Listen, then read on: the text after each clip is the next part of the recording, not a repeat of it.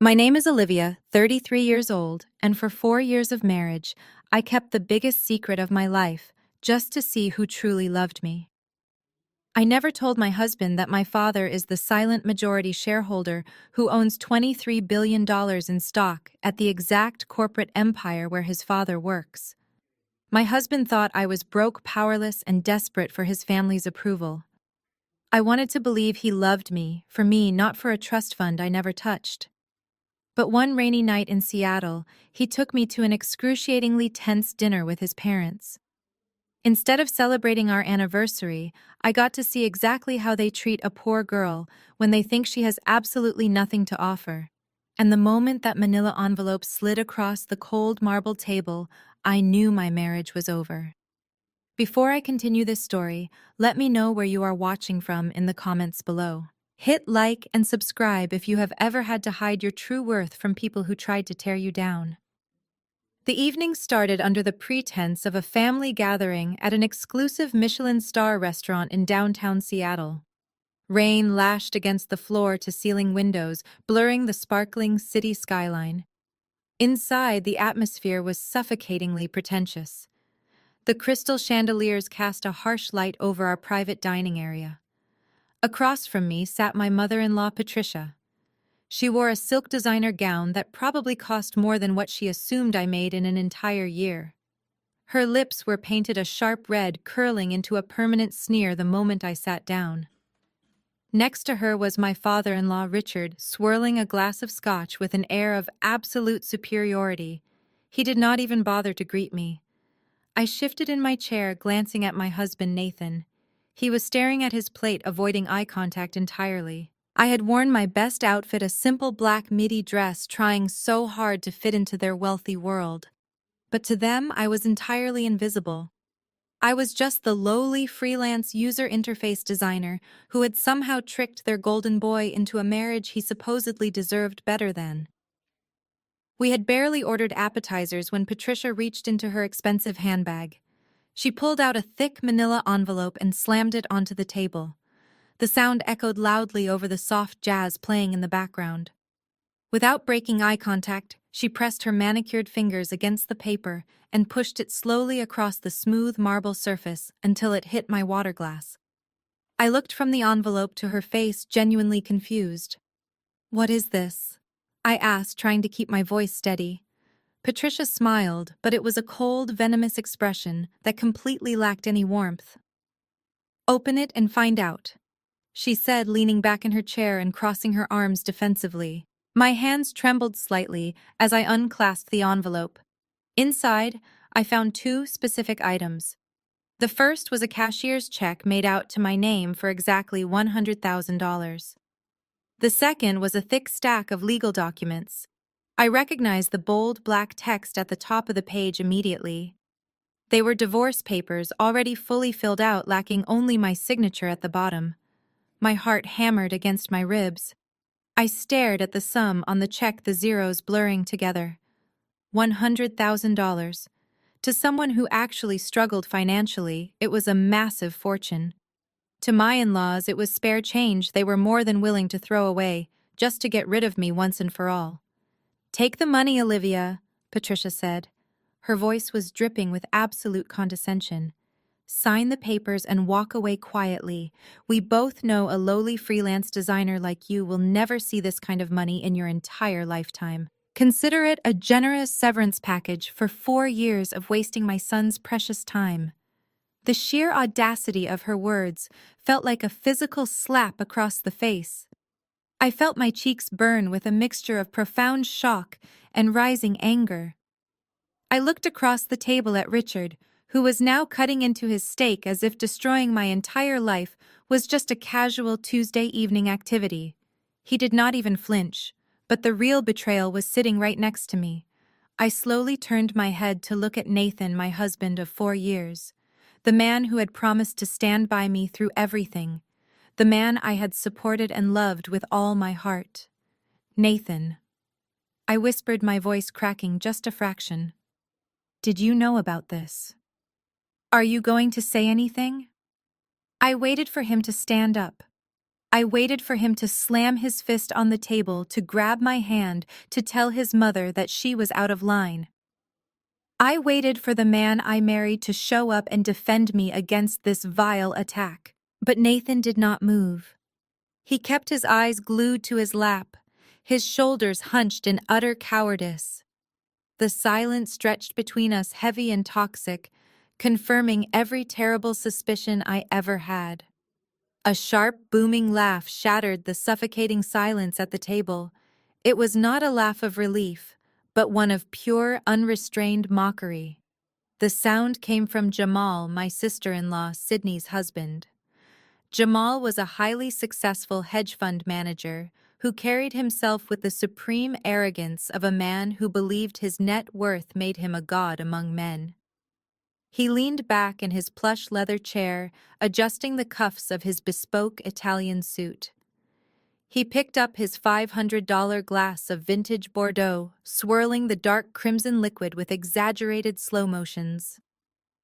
"You know, Olivia, you really should not look so surprised," Jamal said, his voice dripping with condescension. He took a slow sip, savoring the wine as if he had all the time in the world to enjoy my humiliation. "In my line of work, we deal with situations like this every single day. When a company realizes they have made a terrible acquisition, they do not just sit around and hope the asset appreciates. They cut their losses, they offer a buyout, they restructure, and they move on. Out in Silicon Valley, we call this handling a liability. And let us be completely brutally honest here. You are a massive liability." I stared at him, my fingernails digging so hard into my palms that they threatened to draw blood. "A liability." I repeated the word, feeling the sheer coldness of it. "I am a human being, Jamal. I am your brother-in-law's wife." "Not for much longer," Sydney chimed in with a sickly sweet smile. She reached over and placed her hand over Jamal's, her diamond rings flashing under the chandelier. "You have to understand our perspective, Olivia. Nathan is destined for great things. He is on the fast track to a senior executive role. He needs a partner who understands the corporate social ladder, someone who can host charity galas and mingle with board members. You are a freelance designer who works in sweatpants from a rented apartment. You do not exactly fit the profile of a future tech mogul's wife. You are dragging him down, and we love him too much to let you ruin his potential." I ignored Sydney and Jamal. They were just the attack dogs Patricia and Richard had unleashed. My focus remained entirely on the man sitting next to me, the man who had vowed to love me for better or for worse. "Nathan," I said, my voice dropping to a low, dangerous whisper. "Look at me." For a long, agonizing moment, he refused. His jaw clenched, and a bead of sweat formed on his temple. Finally, under the crushing weight of my stare, he slowly turned his head. His eyes were wide with a pathetic mix of guilt and desperation, but there was no love left in them, only calculating self-interest. "They are right, Olivia." Nathan finally choked out, his voice shaking. He ran a hand through his hair, looking anywhere but directly into my eyes. "Dad is up for the Chief Executive Officer position at Apex Horizon. It is the biggest opportunity this family has ever had. The current board of directors is extremely traditional. They care about image, about pedigree, about who we associate with. They do deep background checks on all the top executives and their immediate families." I let out a breathless, hollow laugh. "Are you hearing yourself right now? You are divorcing me because of a background check for your father's promotion." It is not just that Nathan snapped, suddenly finding a burst of defensive anger. "You do not understand the pressure I am under.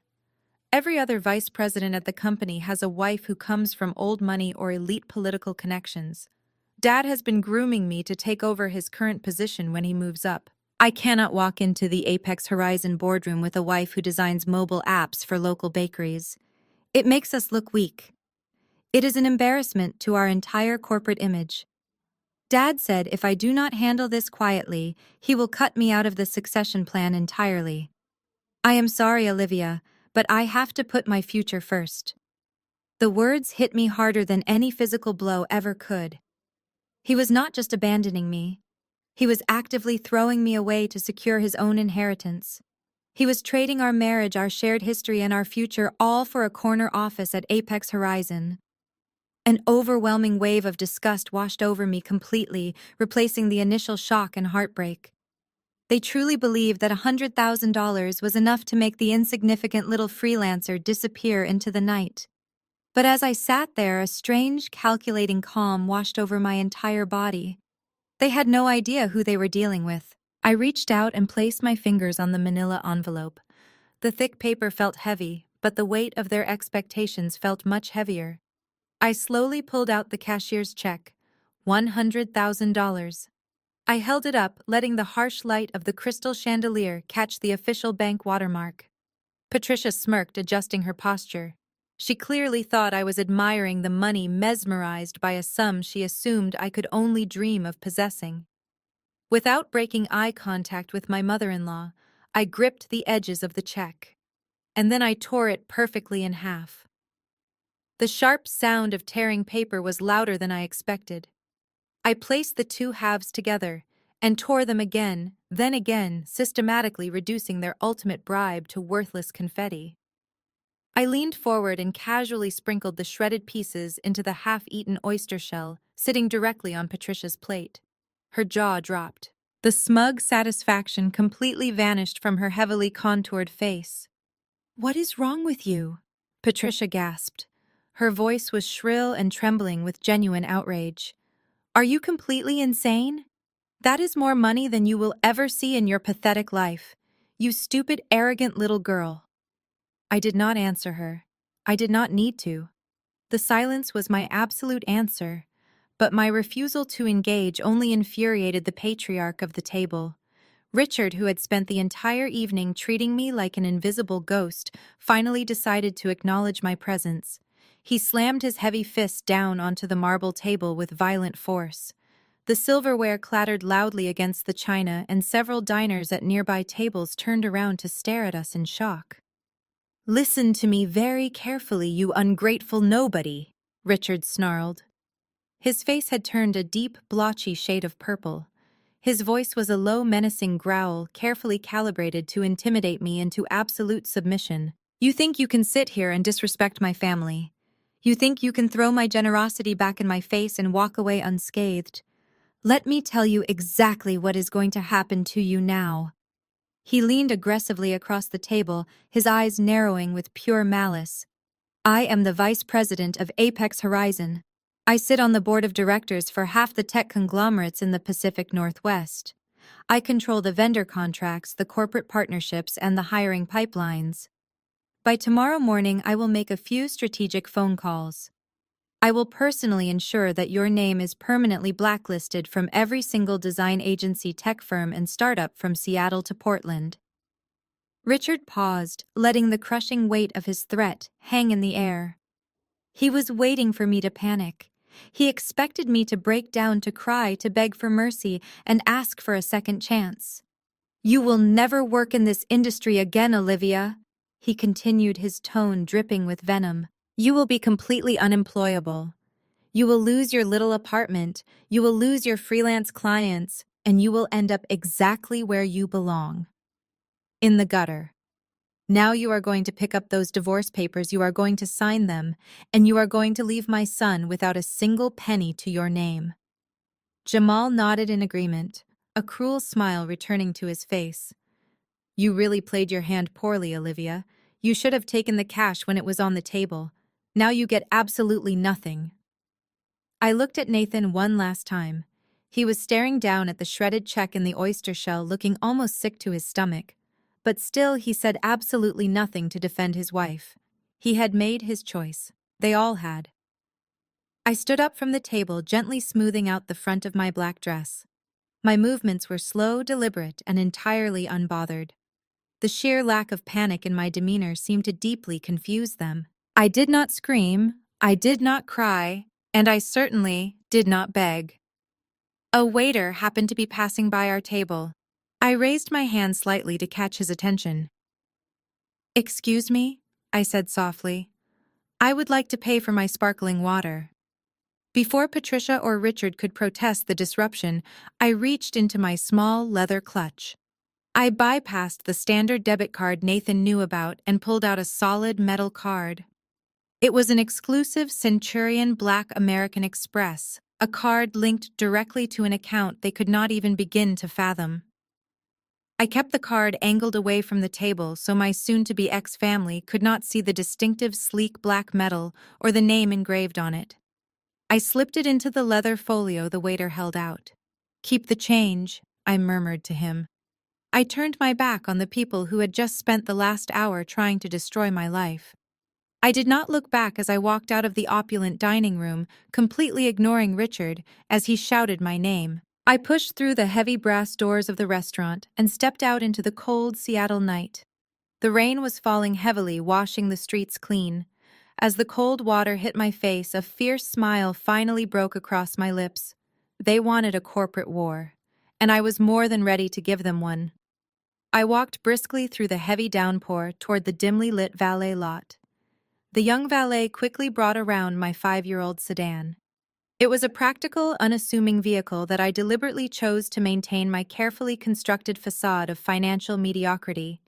I handed him a cash tip, slid into the driver's seat, and shut the heavy door, blocking out the roaring sound of the Seattle storm.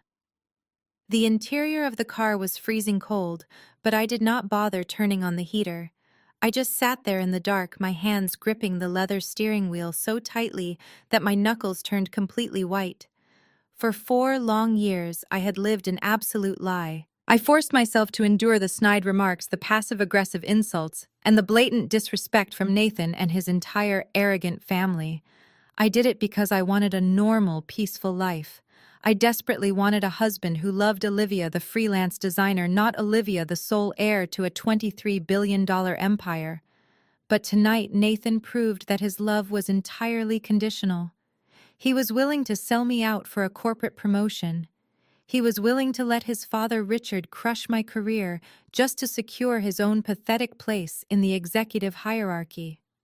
They truly thought I was a helpless little pawn standing in their way. They had absolutely no idea that I owned the entire chessboard.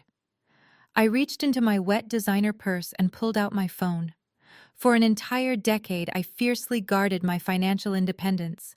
I adamantly refused to take a single dime from my father. I wanted to build my own professional portfolio, secure my own clients, and prove to myself that I could survive in the real competitive world without the immense shield of his unimaginable wealth. My father respected my strict boundaries, silently watching over me while allowing me to live my humble, quiet life. But the time for humility and hiding was officially over. I scrolled down to a private encrypted number that I had not dialed in years.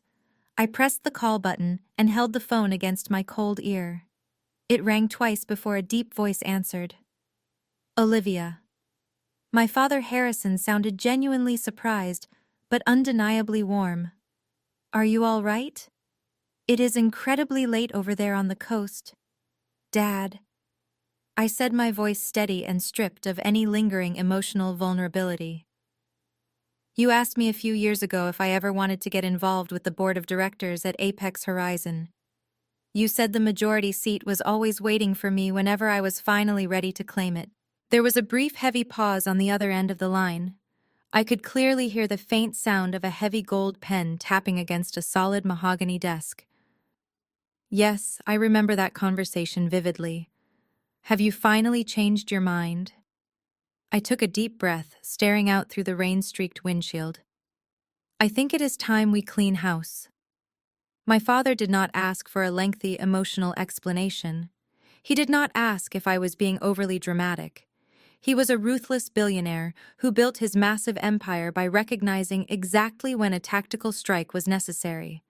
He only asked one incredibly sharp question. Who is the primary target? Richard Roy replied coldly. He is currently running his aggressive campaign for the chief executive officer position. He just threatened to use his executive power to permanently blacklist me from the tech industry. And Nathan is fully supporting him. A low, dangerous chuckle rumbled through the phone speaker. My father always despised Richard. He viewed him as a useful but overly ambitious middle manager. Richard threatens my daughter using the power of my own company. That is an exceptionally foolish and fatal mistake. What exactly do you need me to do, Olivia? I need your elite forensic audit team. I said, the strategic plan forming perfectly in my mind. I want them deployed immediately. I want a complete microscopic review of every single vendor contract expense report and corporate partnership Richard authorized over the past 5 years. If he is arrogant enough to threaten my livelihood openly, he is definitely arrogant enough to be hiding dirty money in the company ledgers. I also need you to formally authorize me as your official proxy for the upcoming shareholder meeting. Consider it done, Harrison said, his tone shifting instantly into pure corporate warfare mode. The auditors will begin pulling the server data tonight. You will have full executive clearance by tomorrow morning. Welcome back to the family business, Olivia. I ended the call and tossed the phone onto the passenger seat. I turned the key in the ignition. The engine roared to life, the bright headlights cutting through the dark torrential rain.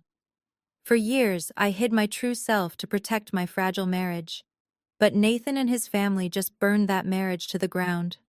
Tomorrow the war begins, and I would not stop until they had absolutely nothing left.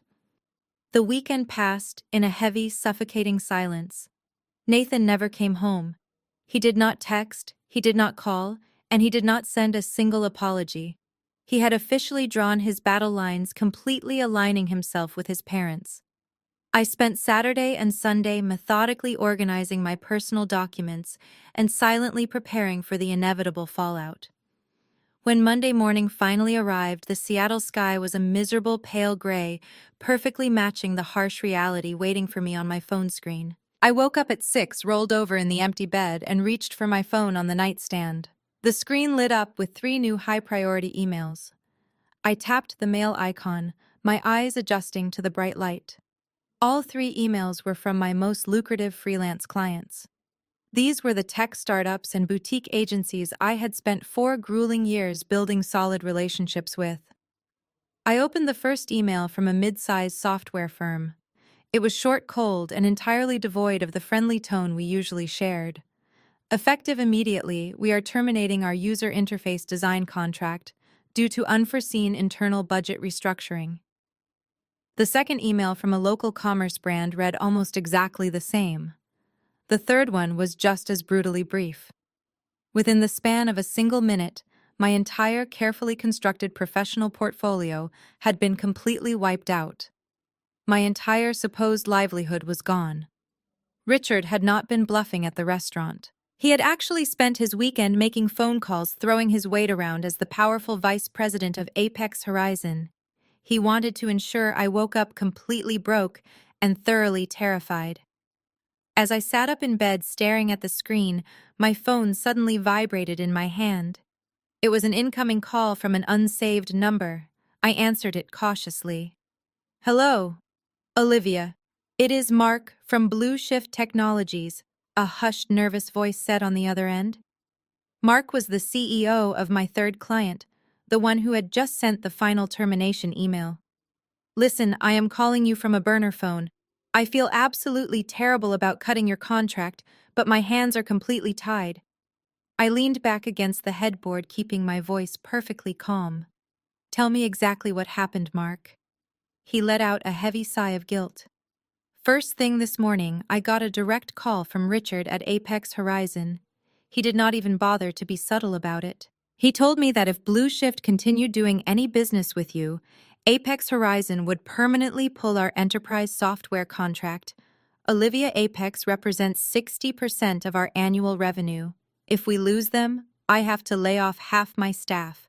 Richard made it perfectly clear that anyone who hires you will be immediately blacklisted by his entire network. I am so sorry. He is out for blood. I appreciate you telling me the truth, Mark." I replied smoothly, feeling a dark sense of satisfaction settling in my chest. "Do not worry about the contract. Just take care of your team. You will not have to worry about Richard for much longer." I ended the call and tossed the phone onto the mattress. Richard was actively trying to starve me out financially. He thought by stripping away my income he could force me to crawl back on my hands and knees, sign the divorce papers, and accept their pathetic $100,000 bribe just to survive. He genuinely believed he held all the cards, completely unaware that my father's forensic audit team was already tearing into his heavily guarded corporate files. I threw off the heavy duvet and stood up. There was no time to sit around playing the role of the devastated victim. The apartment I was standing in was technically leased under Nathan's name. It was a modest two-bedroom place that we had chosen together to fit our supposedly modest budget. I knew it was only a matter of time before they tried to use the apartment against me as well. I needed to remove myself from their territory before they tried to stage an eviction. I walked into the home office and immediately grabbed my heavy-duty travel backpack. I did not care about the cheap furniture, the kitchen appliances, or the decorative pillows we bought on our honeymoon. I only cared about my essential tools. I carefully packed my high-performance laptop, my external hard drives, and my digital drawing tablet. These items held the real value of my professional life. As I zipped up the main compartment, I heard the front door of the apartment suddenly unlock. I froze in place, carefully listening, as several very heavy, aggressive footsteps echoed loudly in the narrow hallway. The door to the home office swung open with a violent thud against the wall. I stood up, slinging my heavy backpack over one shoulder, and braced myself. Nathan walked into the room first. He was wearing a brand-new tailored suit, clearly bought with the anticipation of his new executive lifestyle. But he was not alone. Right behind him strolled my sister-in-law Sydney, carrying a ridiculously oversized designer handbag, followed closely by her arrogant husband Jamal. And trailing behind them was a woman I had never seen before. She was tall, impeccably styled, and dripping in quiet luxury. She wore a pristine white cashmere coat and a massive emerald ring that caught the dull apartment light. She looked around my modest home office with an expression of sheer disgust, as if she had just stepped into a toxic wasteland. "Well, look at this," Sydney sneered, clapping her hands together in mock delight. "The squatter is already packing up her cheap little gadgets. That saves us the trouble of calling the building manager to have you physically removed." Sydney grabbed the arm of the woman in the cashmere coat and pulled her forward. "Olivia, since you are on your way out the door, I figured it was the perfect time to introduce you to Camilla. Camilla is the daughter of the regional director of Pacific Continental Bank. More importantly, she is Nathan's future fiancée, just as soon as the trash is finally taken out." Camilla offered me a tight, pitying smile. "It is so nice to finally meet you, Olivia. Nathan has told me all about your little design hobby. It is so quaint that you tried to make a living drawing pictures on a computer. But do not worry, I know a few people at a local nonprofit charity. I might be able to get you an entry-level data entry job if you are truly desperate for a paycheck."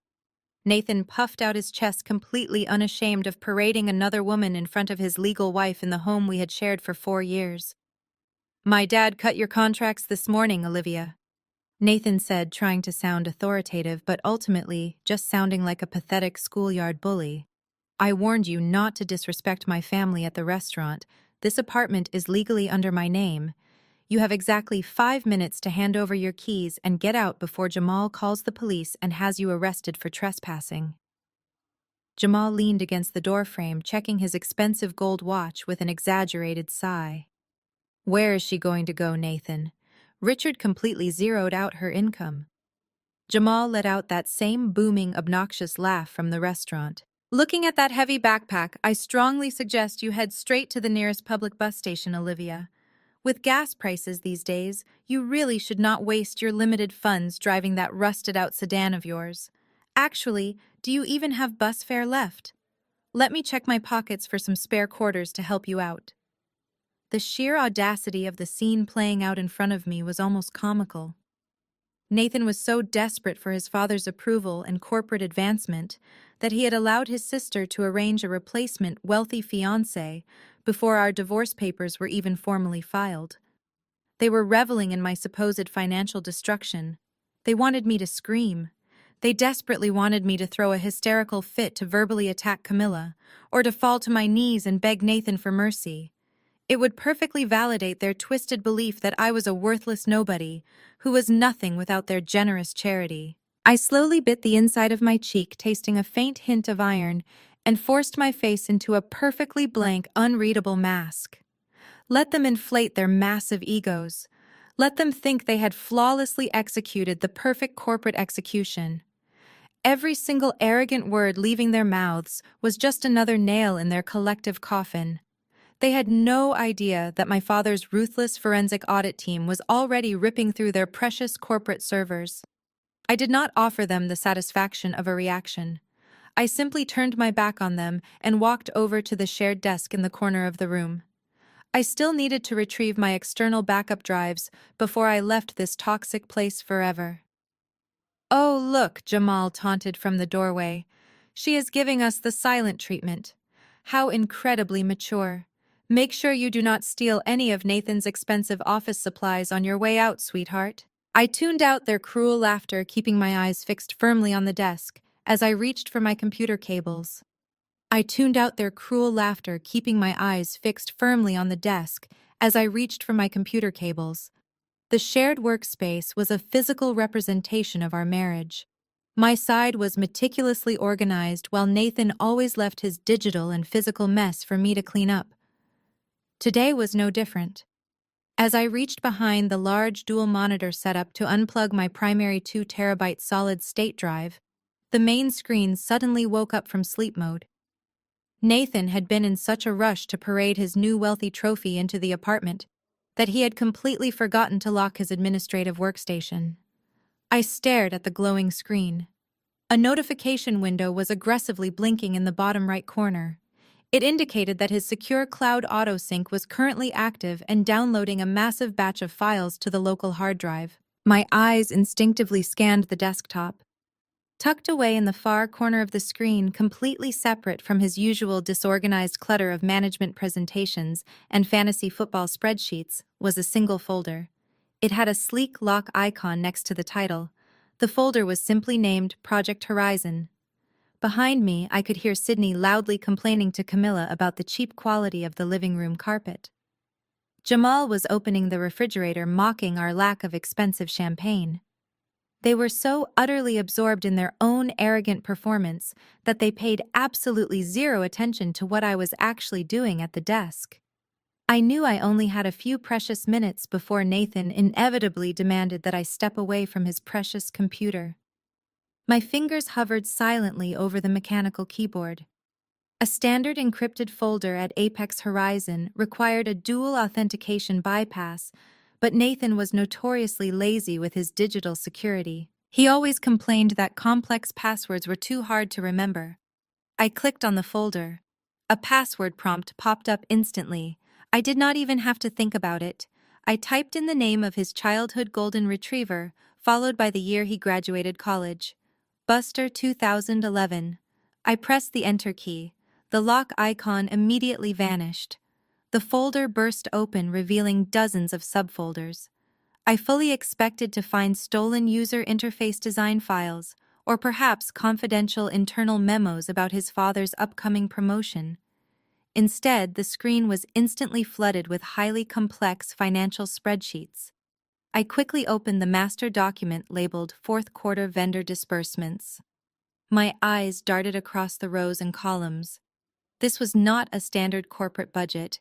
This was a massive, highly detailed ledger of shadow transactions. I scrolled down the endless rows of data, my mind racing to process the sheer scale of what I was looking at. There were dozens of authorized payments originating from Apex Horizon's central operational budget. But the receiving entities were not legitimate software vendors or hardware suppliers. They were highly obscure limited liability companies.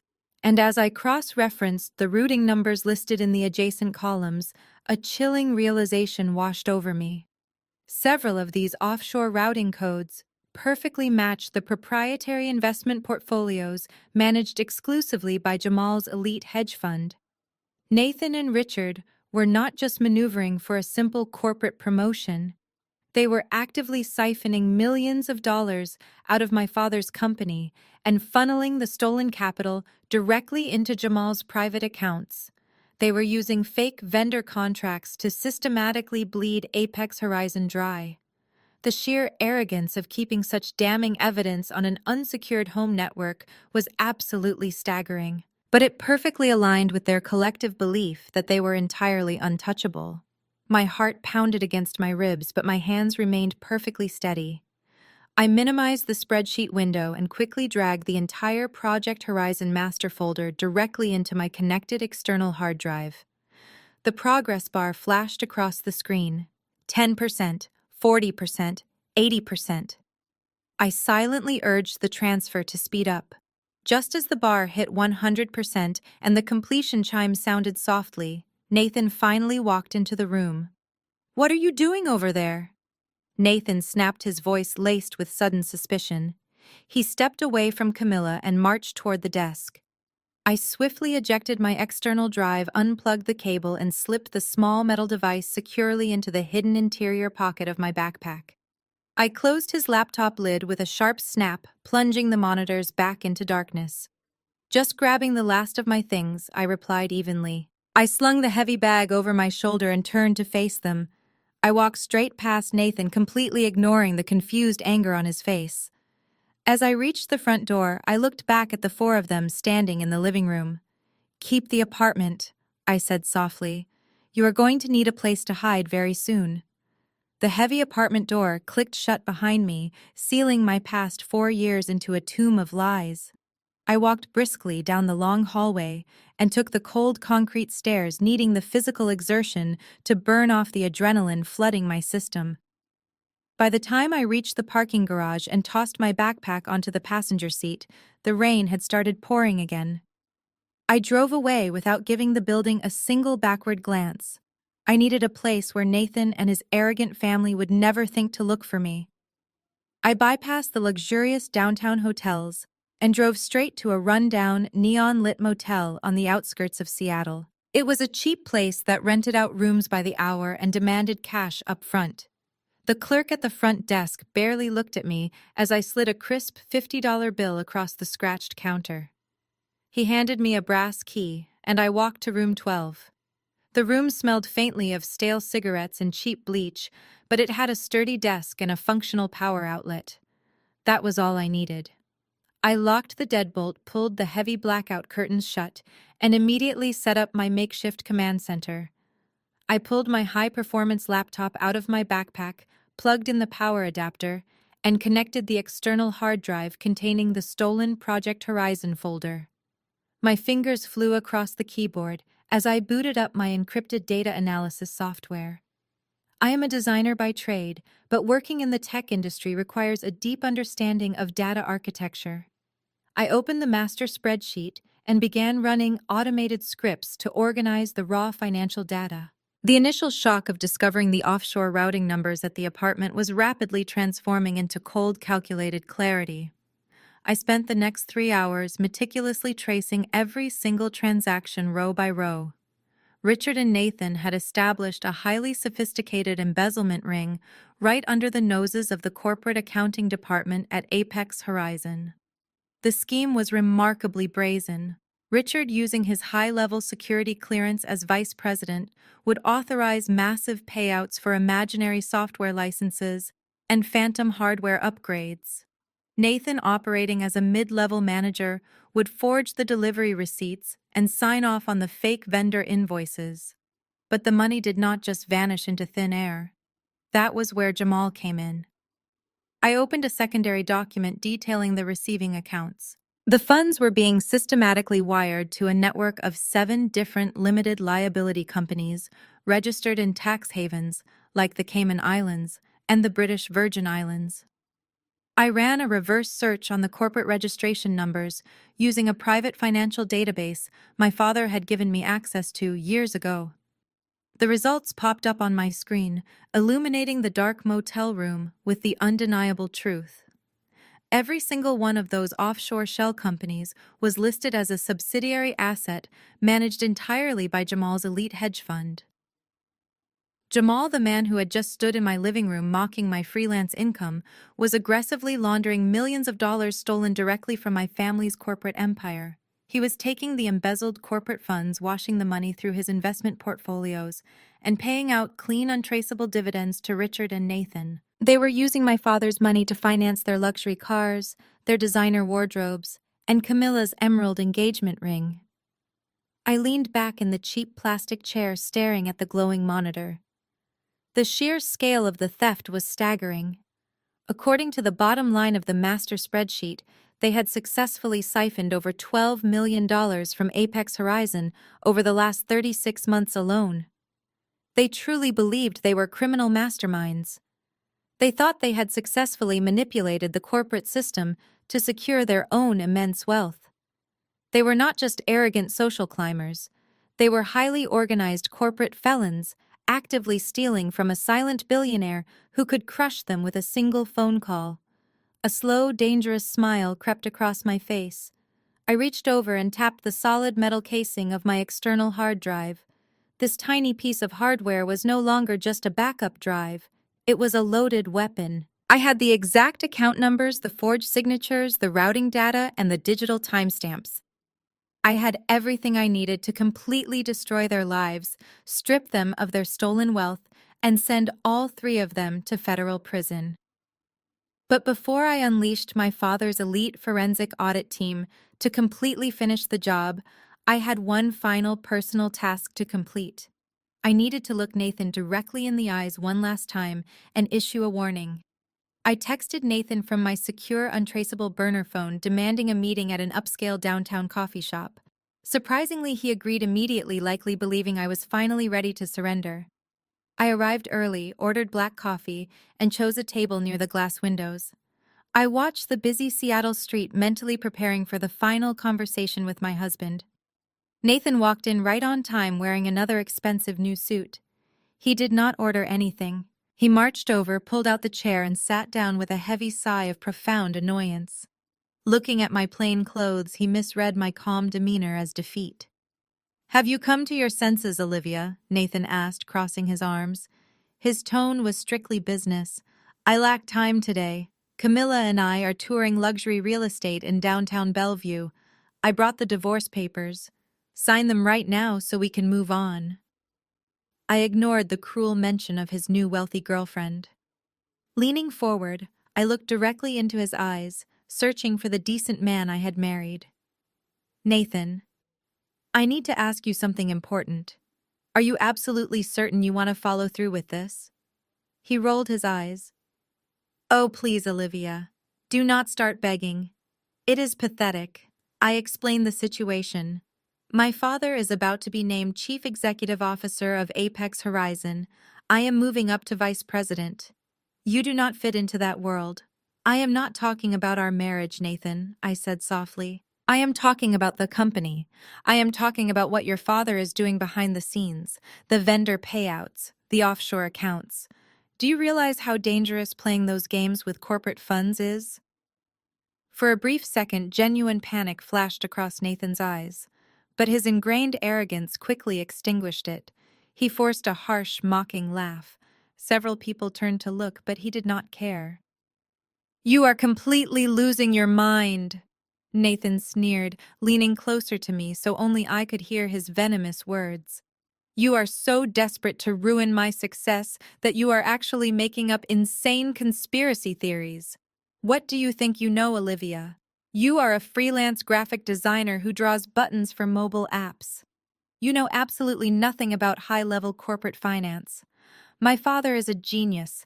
We are building generational wealth, and you are just a paranoid loser trying to grasp at straws because you have zero leverage left." He reached into his sleek leather briefcase, pulled out the thick stack of divorce papers, and shoved them aggressively across the table until they hit my coffee cup. "Sign the papers, Olivia.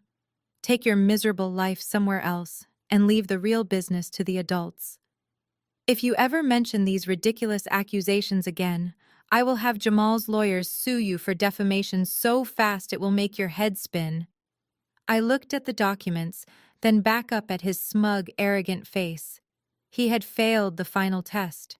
He was not a victim of his father's manipulation. He was a willing, greedy participant.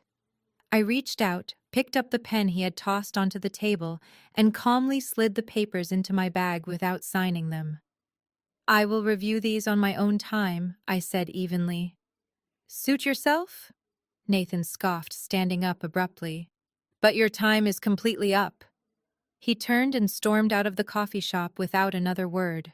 I stayed seated quietly for a moment, letting the finality of the situation wash over me. I felt no sorrow, only a cold, sharp focus. I gathered my bag and walked out the door. As I stepped onto the busy sidewalk, a man in a professional courier uniform approached me, checking a clipboard. "Excuse me, are you Olivia?" he asked politely. I nodded. He handed me a thick, cream-colored envelope sealed with gold wax. "This was requested to be delivered to you directly in person." I thanked him and broke the wax seal. Inside was an incredibly elaborate invitation printed on heavy cardstock. It read, "Patricia and Richard cordially invite you to celebrate Richard's official appointment as Acting Chief Executive Officer of Apex Horizon. The event was scheduled for tomorrow night in the grand ballroom of the Waldorf Astoria." Attached was a handwritten sticky note from Patricia. "Come see exactly what you lost. Try not to look too poor." I traced the gold foil lettering of the invitation with my thumb. They wanted me there to witness their ultimate triumph. They wanted a front row seat to my humiliation. I smiled coldly, carefully, slipping the luxurious invitation into my coat pocket. They were throwing a massive corporate party to celebrate their grand theft, and I was going to bring the fireworks. I walked away from the coffee shop with Patricia's heavy, cream-colored invitation burning a hole in my coat pocket. "Try not to look too poor." Her vicious words echoed in my mind, but instead of making me feel small, they fueled the fire already burning in my chest. For the past 4 years, I had actively suppressed my true identity to fit perfectly into the narrow, judgmental box my in-laws constructed for me. I wore off the rat clothing, drove an old sedan, and smiled politely while they mocked my freelance income.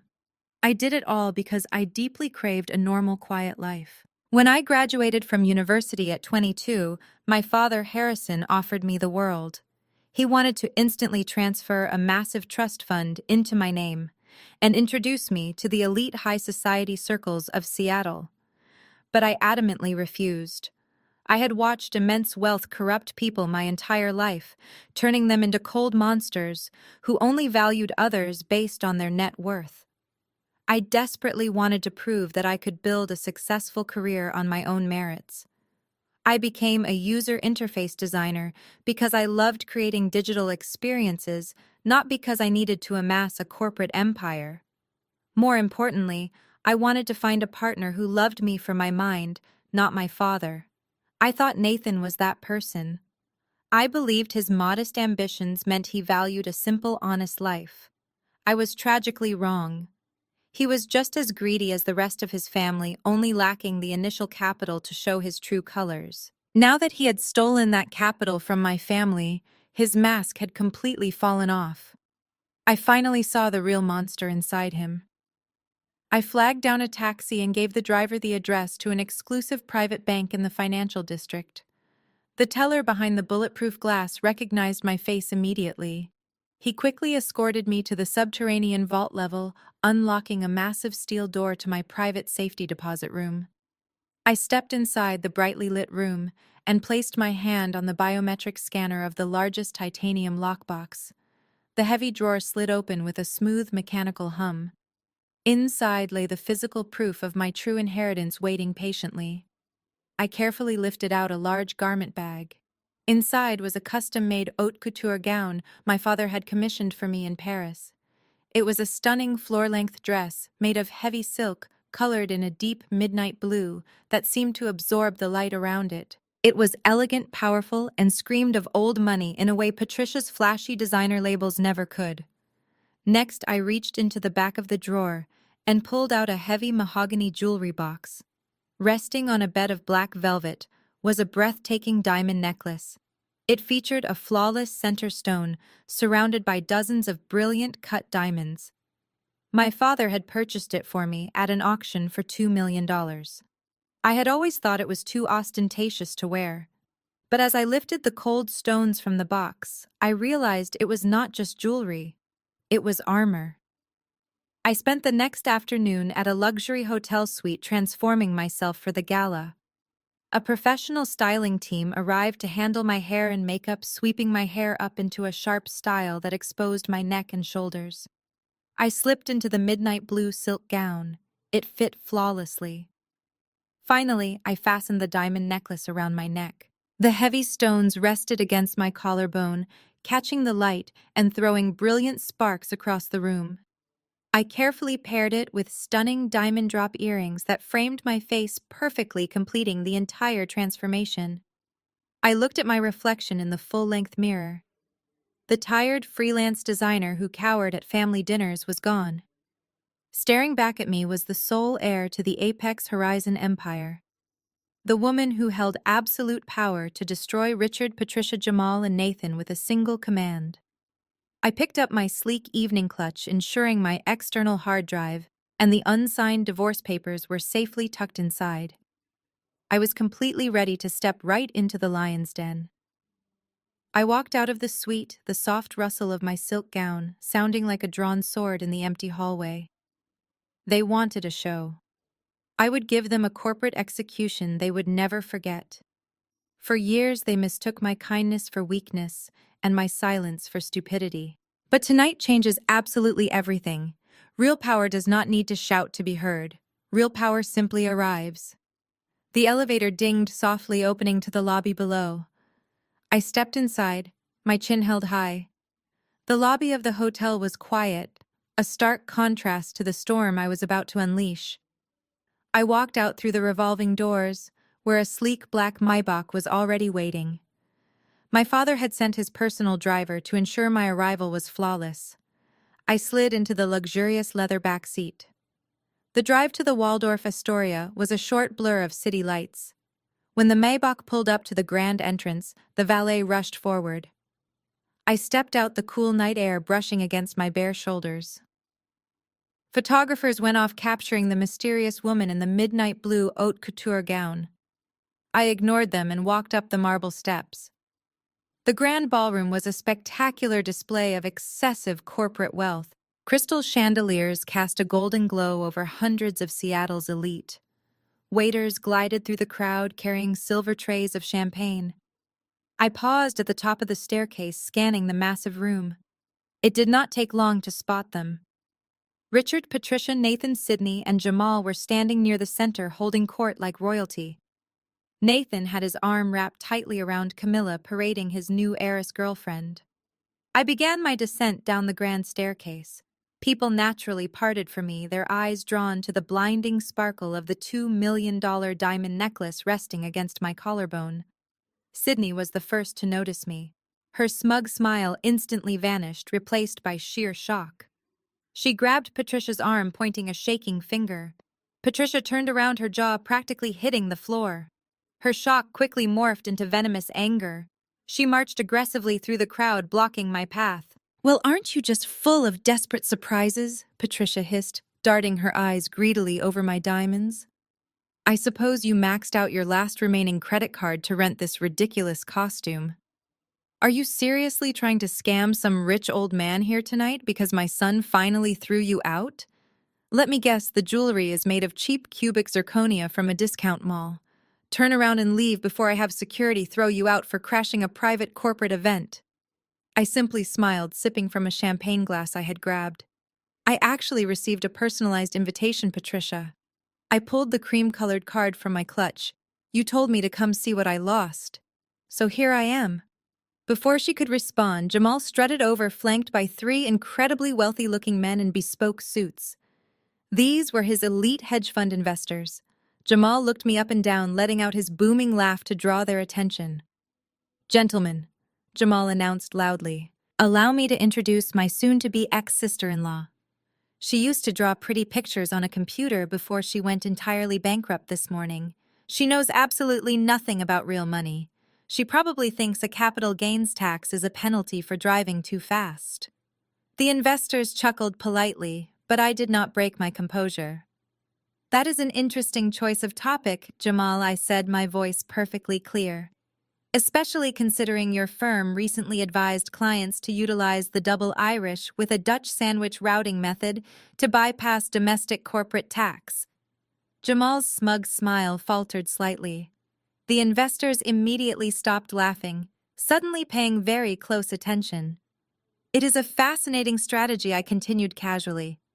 However, you completely failed to account for the recent amendments to Section 951 of the Federal Tax Code. By routing those tech sector dividends through your subsidiary shell companies in the Cayman Islands, without the required substance-based carve-outs, you did not create a legal tax shelter.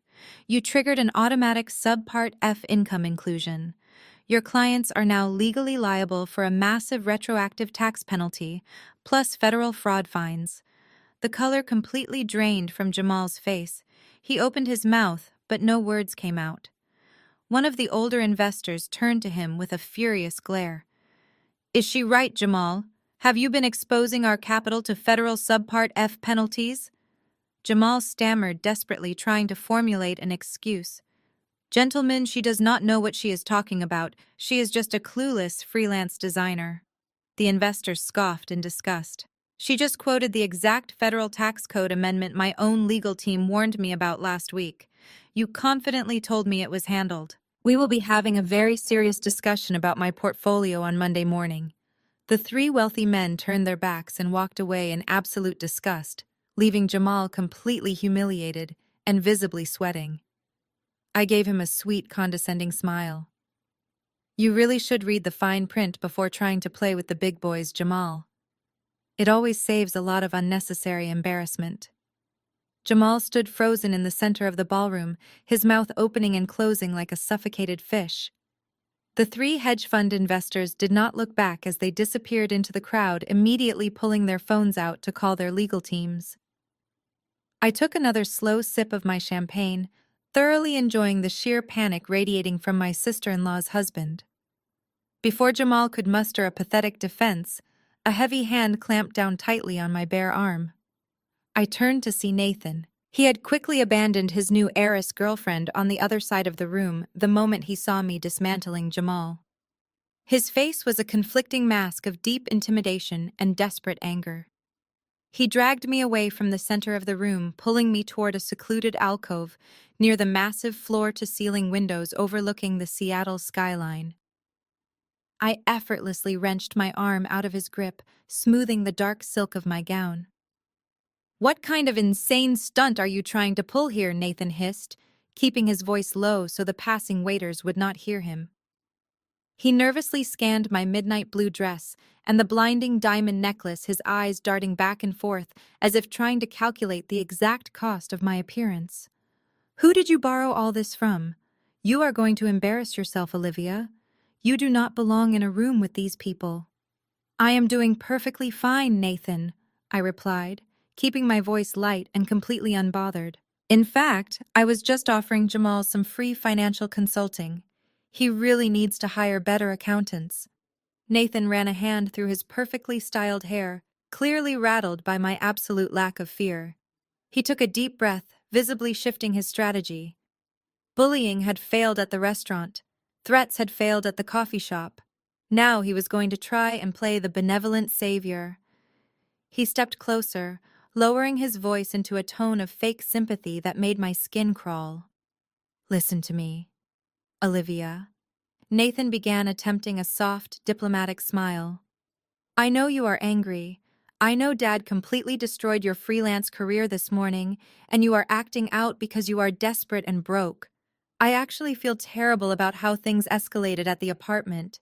You are entirely out of options, but I am still willing to help you out one last time if you just cooperate with me tonight." I raised a single eyebrow, feigning genuine curiosity. "Help me out? How exactly do you plan to do that, Nathan?" He reached into the breast pocket of his tailored tuxedo jacket and pulled out a folded piece of thick legal paper. "It is a strict non-disclosure agreement regarding our marriage and the divorce proceedings," he explained, tapping the paper against his hand. "Dad is about to be officially named Chief Executive Officer in about 10 minutes. I am instantly moving up to Vice President. The corporate board at Apex Horizon hates public scandals. They want assurance that my soon-to-be ex-wife will not run to the media or post online about our personal separation. And what do I get in return for signing away my right to speak? I asked, crossing my arms over my chest. Nathan puffed out his chest, looking incredibly proud of his generous offer. If you sign this agreement right now and quietly leave through the back door, I will personally guarantee you a job at Apex Horizon starting on Monday. It is just an entry-level front desk receptionist position in the lobby. It only pays minimum wage, but it comes with basic health insurance. You can sit at a desk, answer the phones, and eventually get back on your feet. It is a massive favor, Olivia. It is much better than living on the streets or begging for spare change. I stared at the folded piece of paper in his hand. He was offering me a minimum wage job in the lobby of the billion-dollar corporation that my father completely owned.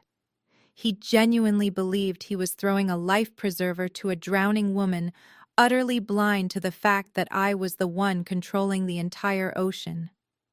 A genuine bright smile spread across my face.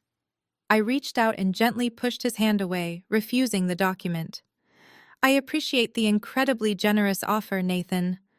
I said, my tone dripping with absolute irony. But I am going to have to decline the receptionist position. Nathan frowned, his fake sympathy instantly vanishing. Do not be a stubborn idiot, Olivia. This is your absolute last chance. If you reject this, you will have nothing. I am going to be the vice president of this entire company. I took a step closer to him, my eyes locking onto his. Actually, Nathan, you are not going to be vice president. In fact, by the time this party is over tonight, you will not even have the administrative authority to hire a janitor, let alone a front desk receptionist.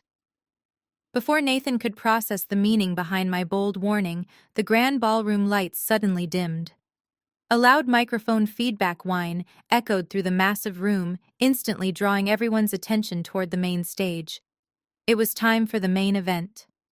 The heavy velvet curtains parted, and Richard strode onto the elevated stage with the unearned confidence of a conquering emperor. The spotlight caught the sheen of his custom tuxedo, illuminating a man who believed he had finally secured his place at the absolute pinnacle of the corporate world. The crowd of Seattle elite erupted into enthusiastic applause. Waiters paused with their silver trays, and the string quartet in the corner fell completely silent. Richard raised both hands, soaking in the admiration for a long, self-indulgent moment before stepping up to the crystal podium. He adjusted the microphone, a smug smile plastered across his face. "Thank you," Richard began, his deep voice echoing through the ballroom. "Thank you all for being here tonight to celebrate a monumental leap forward for Apex Horizon. When I first joined the executive team as vice president, I saw a company with massive potential being held back by outdated traditionalism. I saw a corporate structure that needed aggressive modernization. Over the past several years, I have personally steered this ship through incredibly turbulent economic waters. I have made the tough, necessary decisions that others were too weak to make." He paused, letting his words sink into the minds of the wealthy attendees. Down in the front row, Patricia was glowing with pride. She looked around the room, making sure everyone was paying attention to her husband's brilliance. "Because of my leadership, Apex Horizon is stronger than ever," Richard continued, his chest puffed out. "And tonight I am thrilled to announce our next major initiative. We are not just building software anymore. We are building an unstoppable financial ecosystem. Effective immediately, Apex Horizon is launching a new corporate venture capital division. And for our inaugural partnership, I have officially authorized a $50 million investment into the elite offshore portfolios, managed by none other than our own financial strategist, Jamal." A fresh wave of applause rolled through the room. I glanced over at Jamal. He was standing near the edge of the stage, trying to look like the master of the universe he pretended to be. But the brief encounter we just had was clearly still eating at him. He forced a smile and waved to the clapping investors, though his eyes darted nervously in my direction. He knew the $50 million Richard was bragging about was completely fraudulent, but his ego refused to let him step down from the spotlight. Richard held up a hand demanding silence for his final, most venomous point. But achieving this level of unprecedented success requires absolute ruthlessness, he said, his voice dropping an octave to sound more dramatic. You cannot build a billion-dollar empire while dragging dead weight behind you. Whether in business or in our personal lives, we must ruthlessly cut ties with liabilities. We must purge the underachievers, the parasites, and the people who simply do not belong in our high-performance culture. As he delivered that line, Richard deliberately shifted his gaze away from the center of the room. He stared directly at me, standing near the back by the large windows. His eyes were cold, triumphant, and merciless. He was publicly humiliating me in front of hundreds of people, declaring to the Seattle corporate hierarchy that I was the dead weight his family had successfully amputated. Patricia turned her head to look at me, a wicked smile twisting her face. Next to her, Nathan shifted, uncomfortably terrified by my earlier warning, but still clinging to his father's coattails. I did not break eye contact with Richard. I stood perfectly still, my midnight blue gown catching the ambient light, the $2 million diamond necklace resting heavily against my skin. I did not look like a defeated, rejected wife. I raised my champagne flute in a silent, mocking toast. I looked back at him with the cold, calculating stare of a predator watching its prey willingly step into a steel trap. Let him talk. Let him confess his massive financial authorization on video in front of hundreds of witnesses. He was doing my legal team's job for me. Richard finally broke the stare, turning his attention back to the eager crowd. The applause surged again, louder and more desperate this time, as people rushed to align themselves with the new supposed king. He basked in the loud validation, completely drunk on his own perceived power. He gripped the edges of the podium, leaning forward with absolute authority. And now Richard announced, his voice booming through the speakers.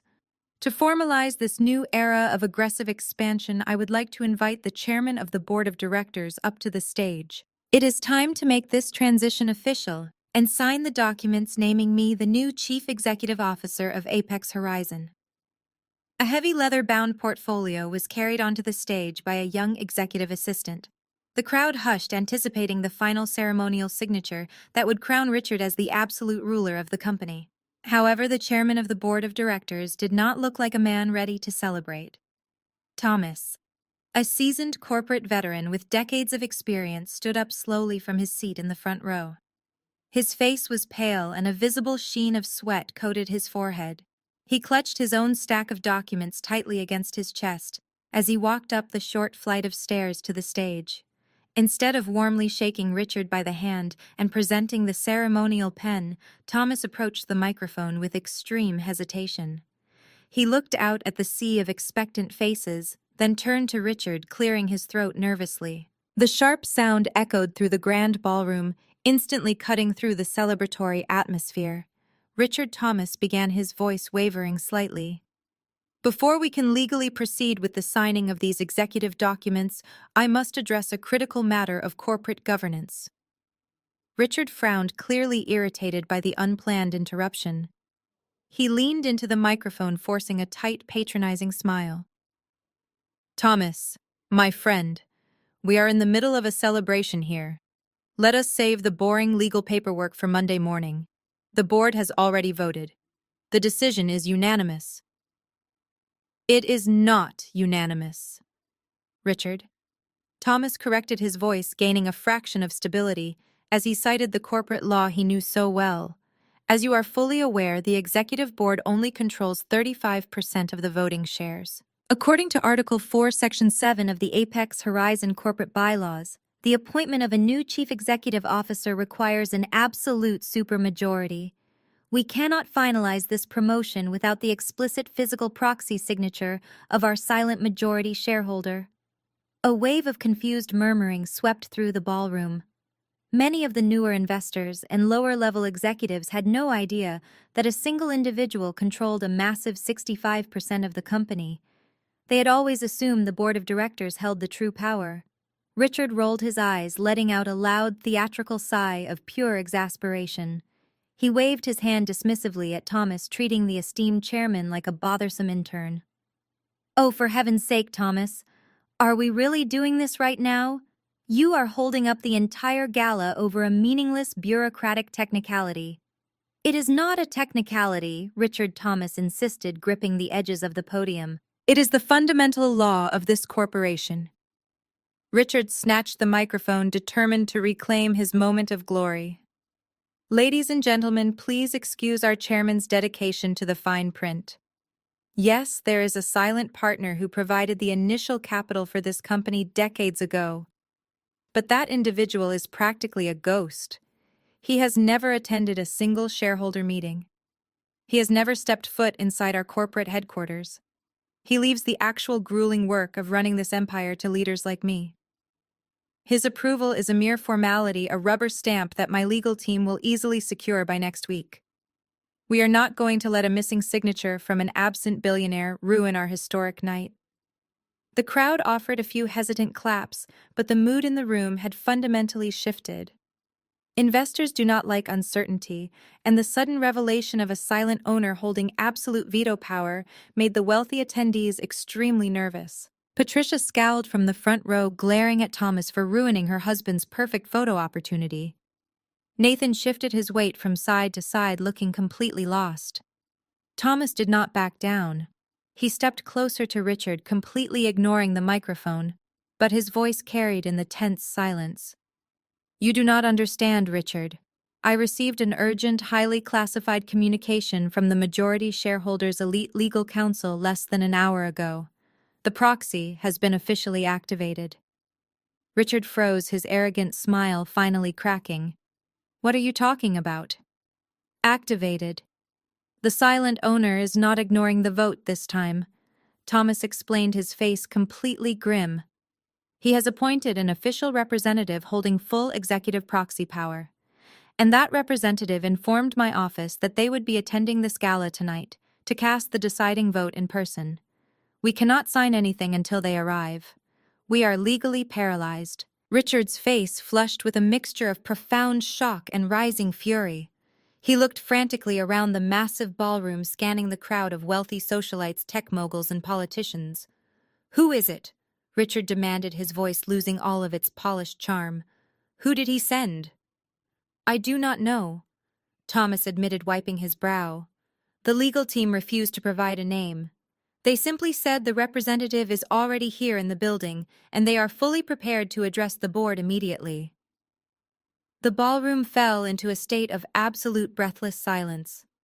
Everyone began looking at the people standing next to them, wondering which one of the elite guests was secretly holding the keys to the entire Apex Horizon empire. I stood near the back of the room, calmly swirling the remaining champagne in my crystal flute. Richard was desperately searching the room for a corporate titan, a famous Wall Street raider, or a ruthless billionaire investor. He completely ignored the woman in the midnight blue gown standing right in his line of sight. The heavy mahogany doors at the far end of the grand ballroom suddenly swung open with a resounding crash. The heavy thud echoed across the massive space, instantly drawing the attention of every single person in the room. The remaining ambient noise completely died away. Through the wide entrance strode a man who radiated absolute authority. He was dressed in an impeccably tailored charcoal pinstripe suit, carrying a sleek black leather briefcase. His expression was sharp, calculated, and entirely devoid of any warmth. This was not a party guest. This was a ruthless, top-tier Wall Street corporate attorney stepping onto a battlefield. He was flanked by 4 massive men in dark suits with earpieces, their eyes scanning the crowd with military precision. The private security detail immediately moved to secure the main exits, effectively locking down the ballroom. A wave of nervous whispers rippled through the sea of wealthy attendees. People instinctively stepped back, parting like the Red Sea to create a clear path down the center of the room. Richard practically vibrated with excitement. The initial shock on his face was rapidly replaced by a greedy, triumphant smile. He fundamentally misunderstood the situation. In his arrogant mind, the silent billionaire owner had finally sent his top lawyer to personally deliver the proxy vote and crown Richard as the undisputed king of Apex Horizon. Richard hastily adjusted his tuxedo jacket, smoothed his hair, and quickly stepped down from the elevated stage. He marched to the center of the ballroom, positioning himself perfectly to intercept the approaching attorney. The lawyer halted his confident stride just a few feet away from the stage. He did not look at Richard. Instead, he unclasped his expensive leather briefcase, pulled out a stack of heavily sealed legal documents, and raised his voice so it carried clearly to every corner of the silent room. "My name is Jonathan Preston." The attorney announced, his tone cold and clinical. "I am the senior managing partner of the premier corporate litigation firm in Manhattan. I am here tonight serving as the chief legal counsel representing the silent majority shareholder of Apex Horizon. My client, who holds controlling interest with exactly 65% of the voting stock, has officially activated proxy execution protocols." The crowd gasped softly. The confirmation of the rumor sent a jolt of electricity through the room. Patricia, standing just behind Richard, beamed with pride, completely convinced that this dramatic entrance was entirely for her husband's benefit.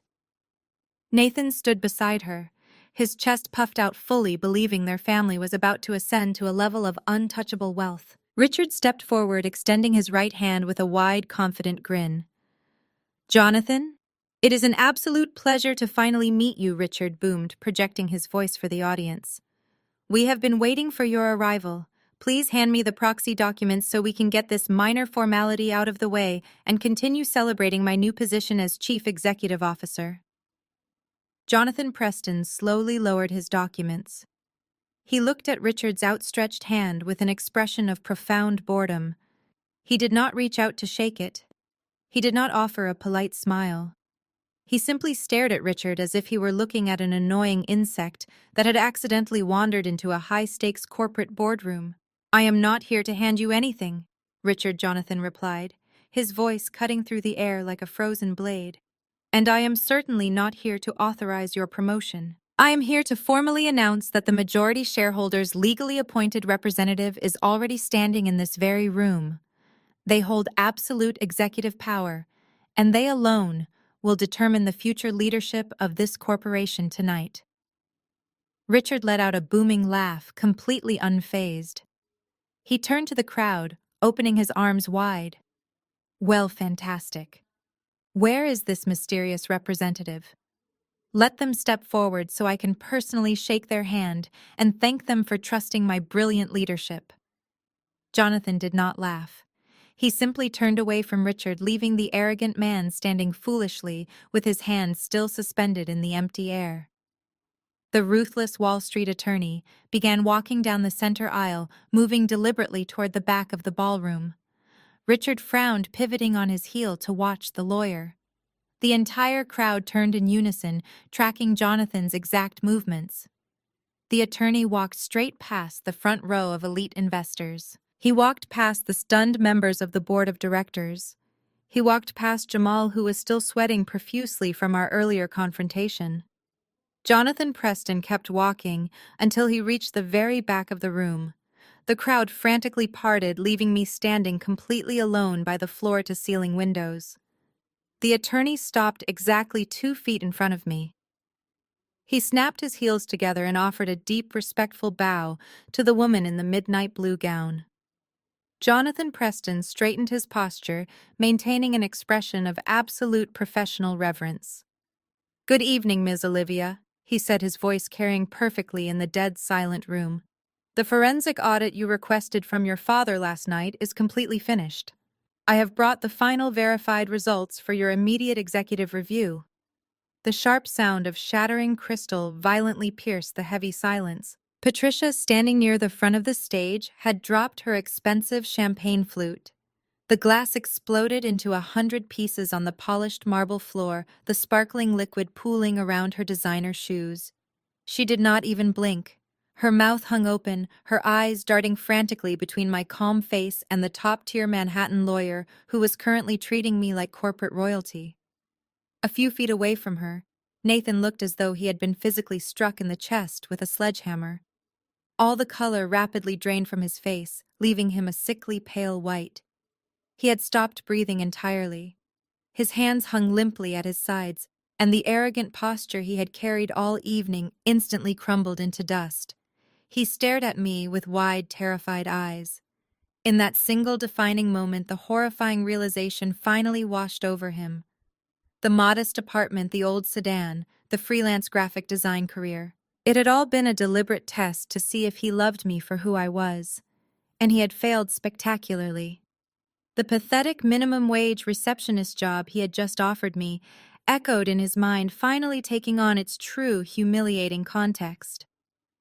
Jonathan unclasped his sleek leather briefcase and pulled out a thick bound portfolio stamped with the official gold seal of Apex Horizon. For the official record, Jonathan announced, turning slightly to ensure every board member, investor, and executive in the room could hear him clearly. I formally present this executive proxy to Olivia, the sole heir, and legally recognized representative of Harrison, the majority shareholder of this corporation. As of this exact moment, she possesses total unchecked authority over all board decisions, executive appointments, and corporate financial inquiries. A collective gasp swept through the ballroom. The name Harrison carried immense weight in the financial world. He was a legendary titan of industry, a man known for his absolute ruthlessness in business, and his only daughter had been hiding in plain sight, married to a mid-level manager who had spent the last 4 years treating her like absolute garbage. I reached out and took the heavy portfolio from Jonathan's hands. "Thank you, Jonathan," I said, my voice calm and perfectly steady. "Please ensure your security team keeps all the main exits fully secured. We have a significant amount of corporate housekeeping to do tonight, and I do not want anyone leaving early." The attorney gave a crisp nod, signaling his security detail to physically block the heavy mahogany doors. I turned my attention to the front of the room. The massive crowd of wealthy socialites and tech moguls, the very same people who had just been enthusiastically applauding Richard's ruthless speeches, immediately stepped aside. They parted from me with a newfound sense of awe and deep terror. I began my slow, deliberate walk down the center aisle toward the main stage. As I passed Jamal, he physically shrank back into the crowd, desperately trying to hide behind the very investors he had just alienated. His earlier mockery about my lack of financial literacy was now a permanent glaring stain on his career. I walked past Sydney, whose smug face had completely collapsed into a mask of pure panic. She grabbed her husband's arm, her diamond rings shaking violently as she realized their fraudulent luxury lifestyle was rapidly evaporating before her eyes.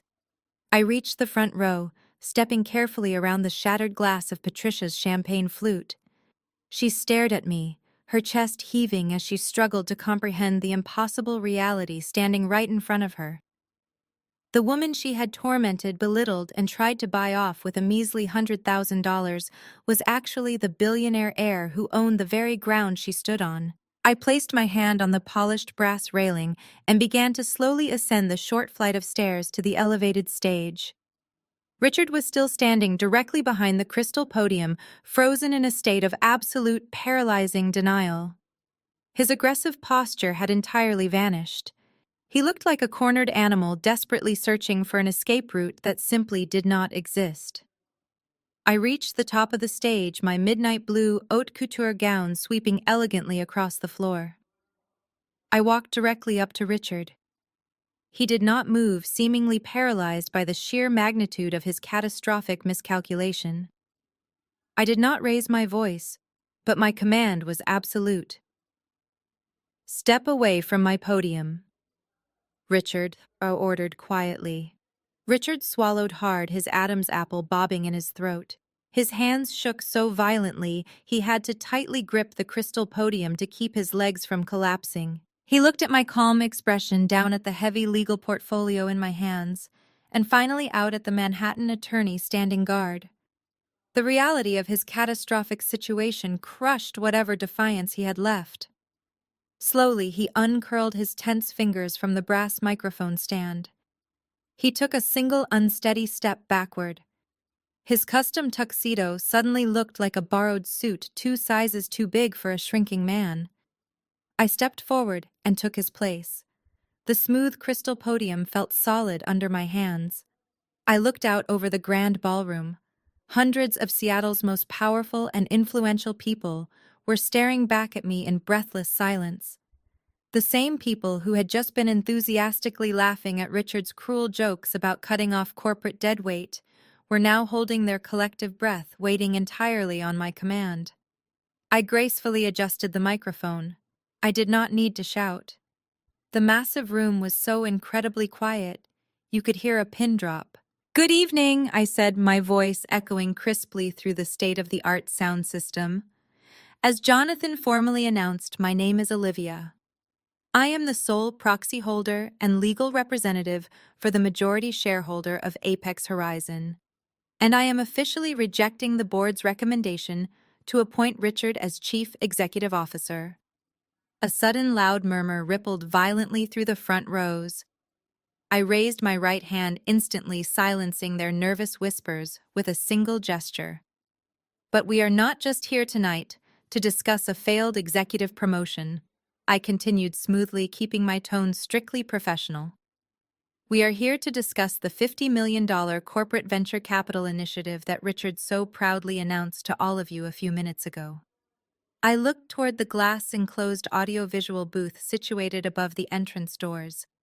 I gave a definitive nod to the lead technician inside. I had secretly handed Jonathan's legal team my encrypted external hard drive right before entering the ballroom, and they had already seamlessly integrated my data into the hotel's projection system. The massive digital screen behind me flickered brightly. The glowing Apex Horizon corporate logo instantly vanished. In its place, a massive, highly detailed financial spreadsheet illuminated the entire stage with a harsh white light. The countless rows and columns were highlighted in bold red text, clearly displaying authorized transaction dates, fake vendor names, offshore routing numbers, and massive unauthorized payout amounts. The wealthy crowd squinted at the screen. Their confusion rapidly turned into profound shock as the seasoned financial experts recognized exactly what they were looking at. These were not just projected quarterly earnings or legitimate investment portfolios. These were unauthorized, highly illegal wire transfers. I turned my body slightly to look directly at Richard. He was staring up at the damning screen, his face draining of any remaining color. His entire fraudulent empire was currently being broadcast in high definition for the city elite to analyze. "A few nights ago, Richard, you took me to a very expensive dinner," I said, making sure every single word was captured flawlessly by the microphone. "You sat across from me radiating pure arrogance and confidently told me I was a worthless liability holding your ambitious son back. You and Patricia slid a manila envelope across the restaurant table. Inside was a cashier's check for $100,000. You demanded I take the money, sign the divorce papers, and walk away forever." I paused for a brief moment, letting the cruelty of his actions settle heavily over the audience. Several prominent investors and board members glared fiercely at Richard, utterly repulsed by the vindictiveness of a man they had previously trusted to lead their company. "You called it a generous severance package?" I continued, my tone growing colder and significantly sharper. "You told me I would never see that kind of money in my lifetime. But after conducting a forensic audit of your recent vendor disbursements, I discovered something fascinating about your supposed generosity." I raised my hand and pointed at a specific highlighted row on the massive screen behind me. The transaction date perfectly matched the exact day of our miserable dinner. The transferred amount was exactly $100,000 routed illicitly through a completely fake software licensing firm. I looked Richard dead in his terrified eyes, systematically stripping away the last remaining shred of his professional dignity. "That $100,000 you tried to buy me off with. It seems you stole it directly from my father's company. You did not offer me your money, Richard. You tried to bribe me with my own family's wealth." The audible gasp that echoed through the ballroom was not just out of shock, but out of pure disgust. The city elite, who had spent the entire evening treating Richard like a visionary leader, now stared at him like he was a common thief. Richard opened his mouth, desperately trying to formulate a defense, but no sound came out. He was completely trapped by the undeniable digital footprint of his own massive greed. But I was not finished. The embezzlement ring did not stop with Richard, and I wanted every single parasite exposed tonight. I turned my gaze away from Richard and scanned the terrified crowd until I found my next target. Jamal was trying his absolute best to blend into the shadows near the back wall. He was slowly edging his way toward the main exit, his face completely drenched in a cold sweat. I raised my hand and signaled the audiovisual booth one more time. The massive screen behind me blinked, replacing Richard's fraudulent vendor payouts with a highly complex web of offshore corporate routing numbers. At the very center of the diagram was the logo of Jamal's elite hedge fund, branching out into 7 different limited liability companies registered in the Cayman Islands and the British Virgin Islands. I made sure the font was large enough for everyone in the room to read the exact dollar amounts associated with each fake company. The total sum laundered through Jamal's personal accounts exceeded $12 million over the past 36 months alone. Sydney, who was standing a few feet away from her husband, let out a piercing shriek. She dropped her oversized designer handbag, the expensive leather slapping against the floor. She stared at the screen in absolute horror. Her entire identity was built on being a wealthy socialite, and now the entire city knew she was married to a common criminal. You see, Richard could not simply steal the money and deposit it into a local bank account, I explained, projecting my voice so it reached every corner of the silent room. He needed a sophisticated washing machine.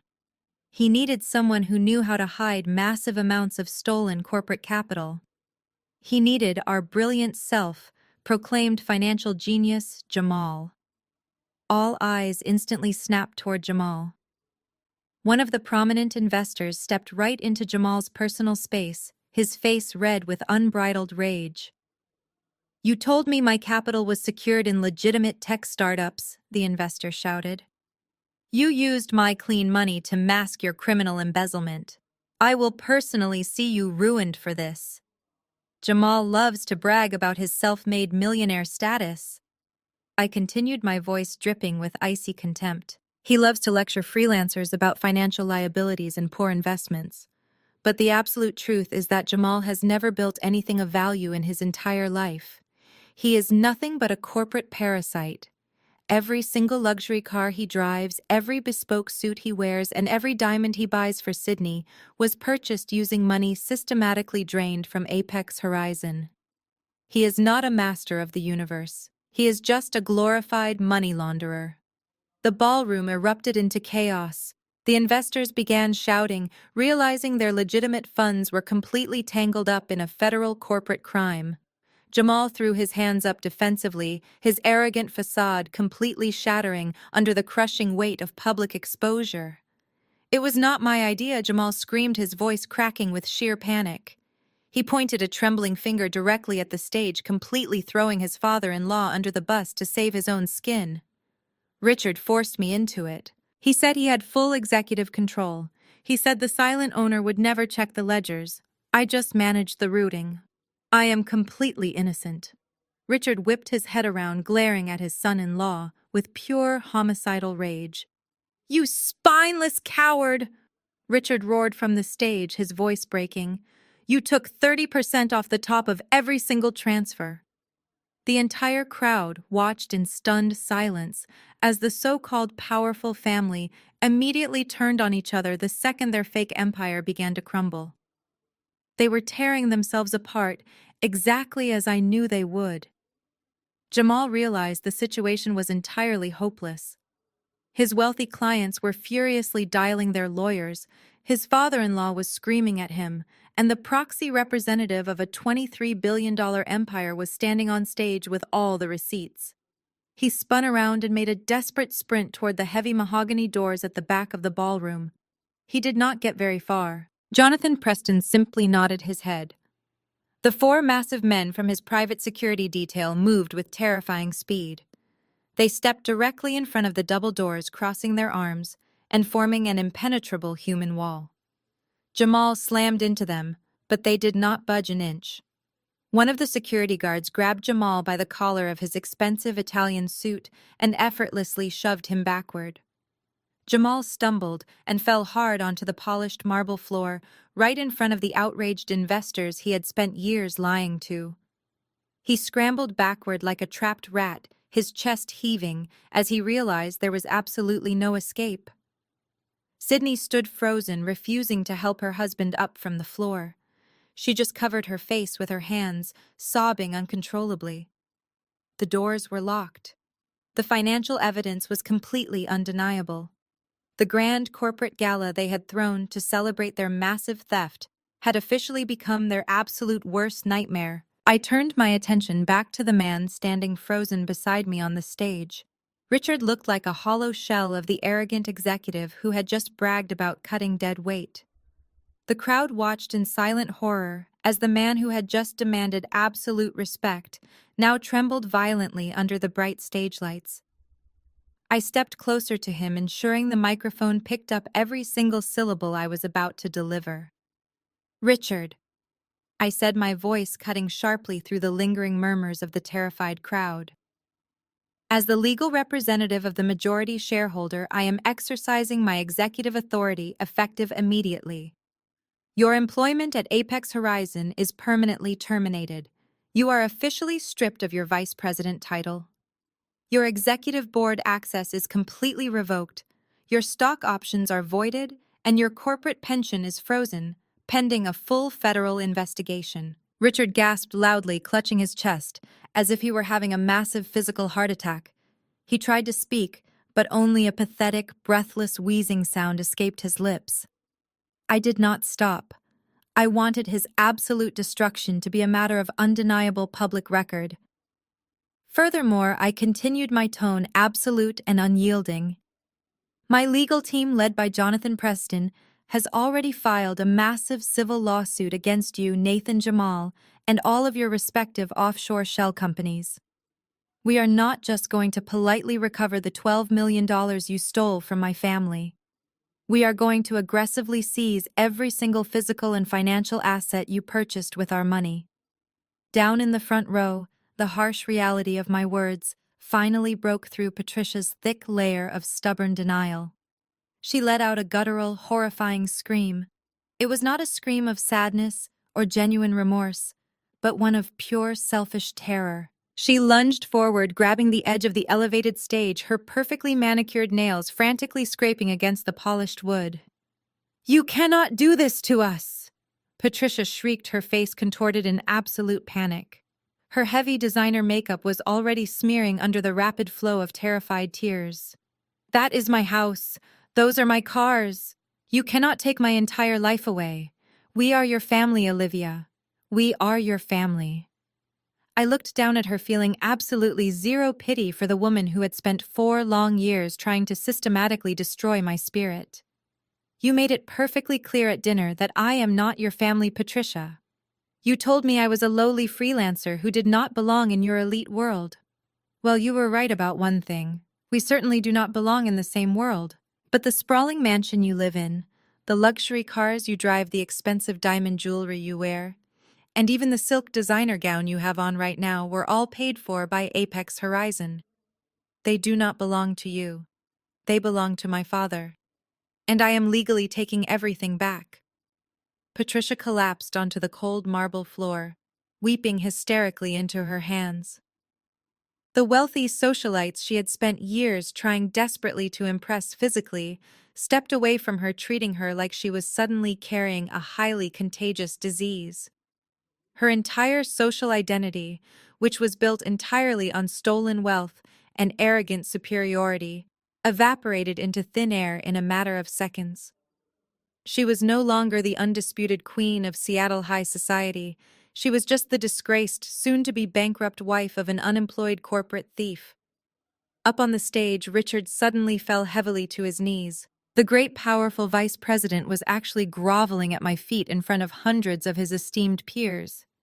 "Olivia, please," he begged, his voice cracking into a pathetic, desperate whine. "I can pay it all back. I can fix this terrible mistake. Just give me some time to liquidate the accounts. Do not send me to prison. I am an old man. You cannot do this to me. You did not offer me any time when you threatened to permanently destroy my freelance career this morning," I replied coldly, looking down at his pathetic, trembling form. You did not show a single ounce of mercy when you tried to starve me out financially and ruin my professional reputation. You thought you were an untouchable god, playing with the lives of lesser people. You made your arrogant choices, Richard. Now you get to face the devastating, inescapable consequences of your own massive greed. I stepped away from Richard, leaving him weeping openly on the floor of the stage. He was completely broken, his reputation shredded, and his future entirely destroyed. My corporate housekeeping was almost complete, but there was still one parasite left in the room who needed to be handled. I scanned the front row, looking past the sobbing Patricia and the terrified investors, until my eyes locked firmly onto my husband. Nathan was standing completely still, looking exactly like a condemned man waiting for the executioner to call his name. I slowly descended the stairs, leaving Richard groveling on the stage behind me.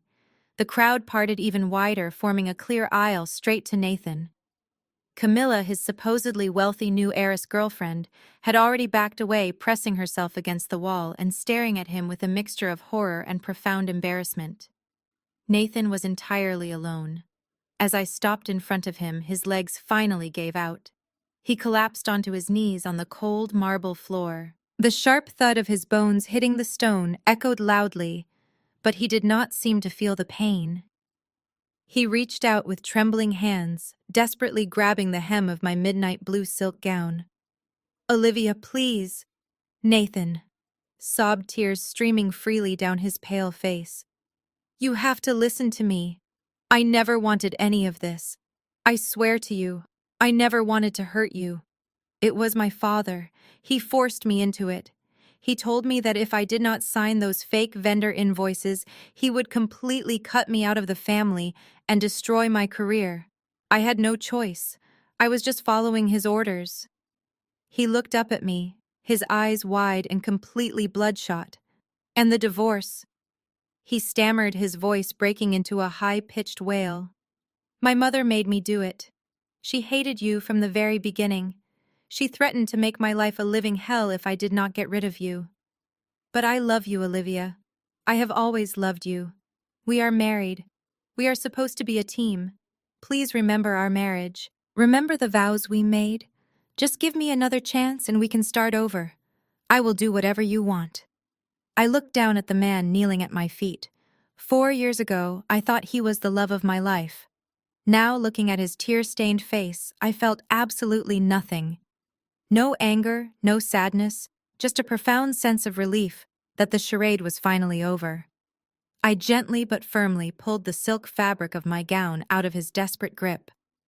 "You do not love me, Nathan," I said, my voice quiet, but perfectly clear.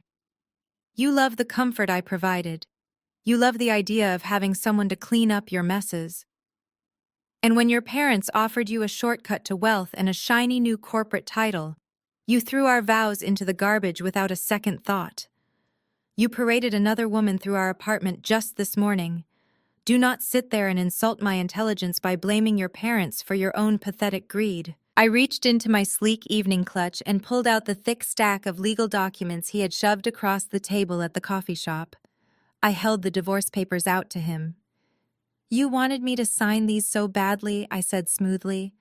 "Well, I had my legal team review them, and I am entirely ready to finalize the separation tonight." Nathan looked at the papers, his hands shaking so violently he could barely take them from me. He stared at the blank signature line, a glimmer of desperate hope flashing in his eyes. He actually thought I was going to let him walk away cleanly. He thought he could just sign the paper and escape the burning wreckage of his family. "But there is one minor adjustment to the financial settlement," I added, my tone turning dangerously sharp.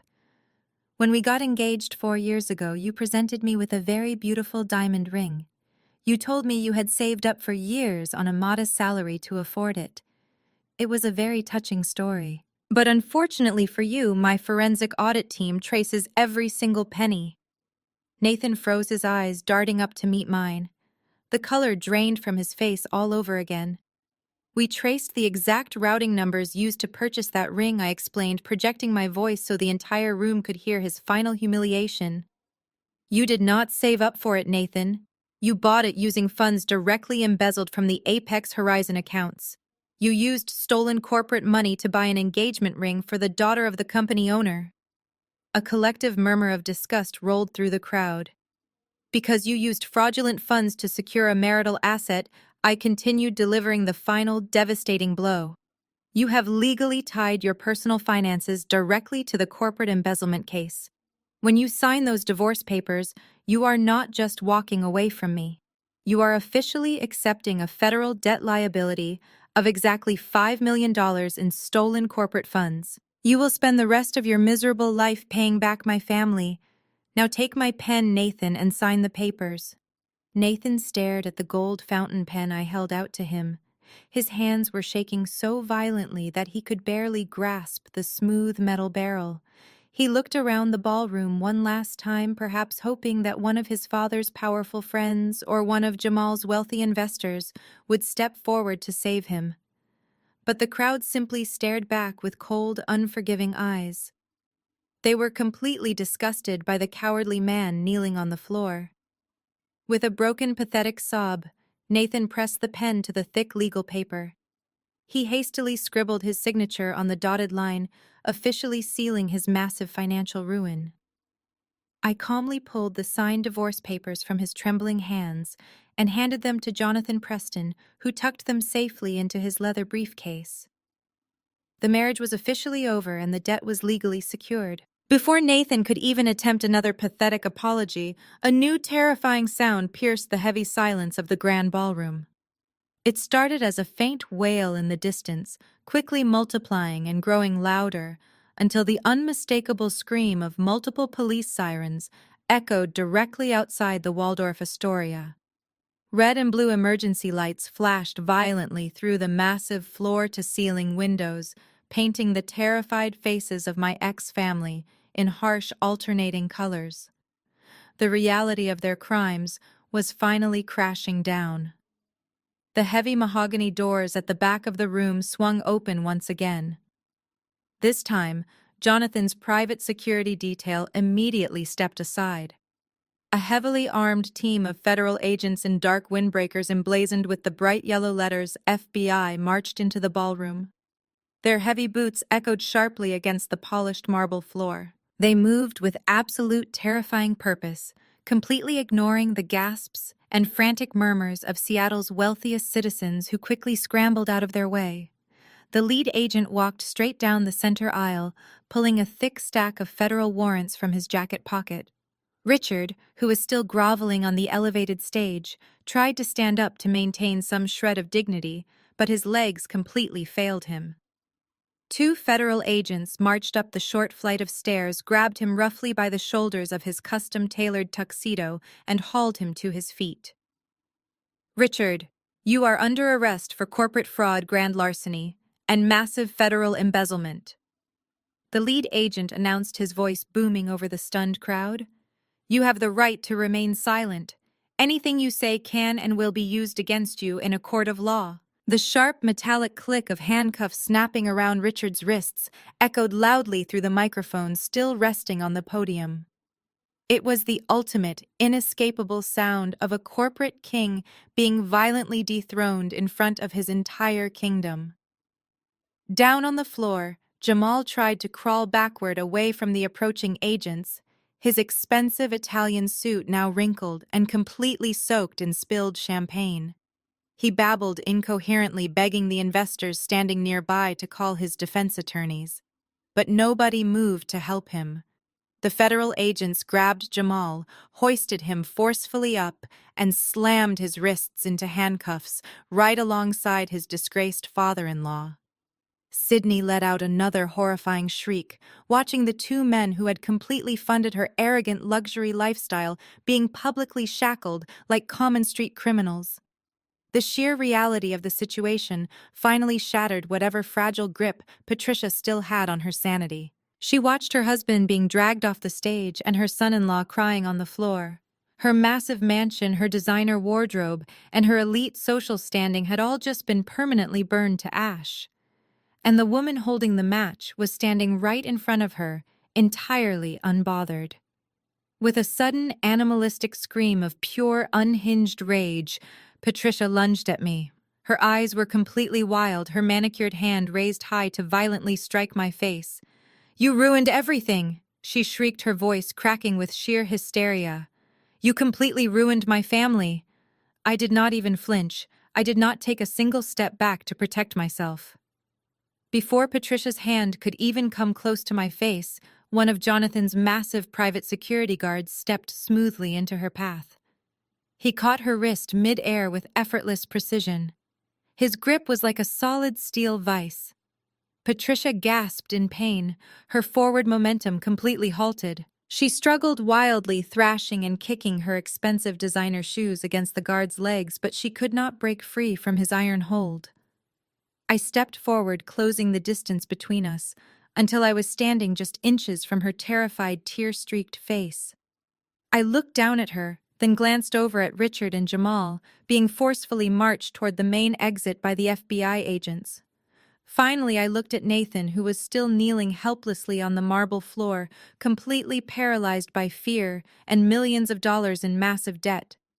I leaned in close, ensuring only Patricia and Nathan could hear my final parting words over the chaotic noise of the ballroom. "You told me I was a liability," I whispered, my voice much colder than the Seattle rain pouring outside. "You told me I was a terrible investment dragging your family down. I guess I was a bad investment after all." 6 months passed since the night of the Waldorf Astoria Gala. The spectacular collapse of Richard and Jamal became the biggest corporate scandal in Seattle history. I sat in the front row of the federal courthouse, flanked by my father Harrison and our lead attorney Jonathan Preston. The courtroom was packed with journalists, former investors, and the angry hedge fund clients Jamal had defrauded. At the defense table sat Richard and Jamal. They were entirely unrecognizable from the arrogant, impeccably tailored men who had once mocked my freelance career. Richard looked like he had aged 20 years. His hair was completely white, his posture hunched, and his hands shook constantly as he gripped the edge of the wooden table. Jamal stared blankly at the floor, his supreme swagger permanently erased. The federal judge did not show a single ounce of mercy. He looked down at them with absolute contempt, adjusting his glasses before reading the final verdict. For orchestrating a highly sophisticated embezzlement ring, committing extensive wire fraud, and laundering over $12 million of corporate funds, the judge sentenced both Richard and Jamal to 10 years in a maximum security federal penitentiary. There would be no possibility of early parole or shortened sentences. The sound of the judge banging his heavy wooden gavel echoed through the silent courtroom like a final death knell. Jamal buried his face in his hands, his shoulders shaking with loud, pathetic sobs. Richard simply stared straight ahead with hollow, dead eyes as the federal marshals grabbed him by the arms, handcuffed him, and hauled him away to begin his decade behind bars. But the criminal sentencing was only half of their punishment.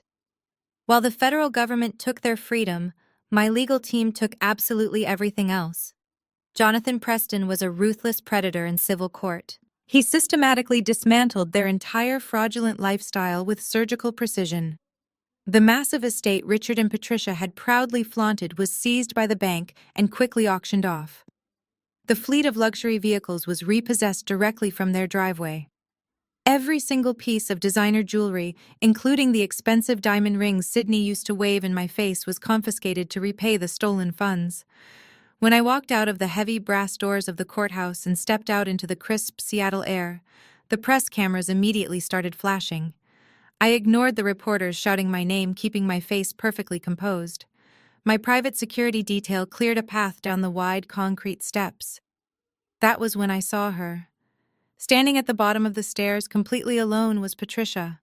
The former queen of Seattle high society looked absolutely pathetic. Her expensive silk gowns and custom-tailored coats were completely gone, replaced by a cheap faded sweater and a mass-produced trench coat that looked 2 sizes too big.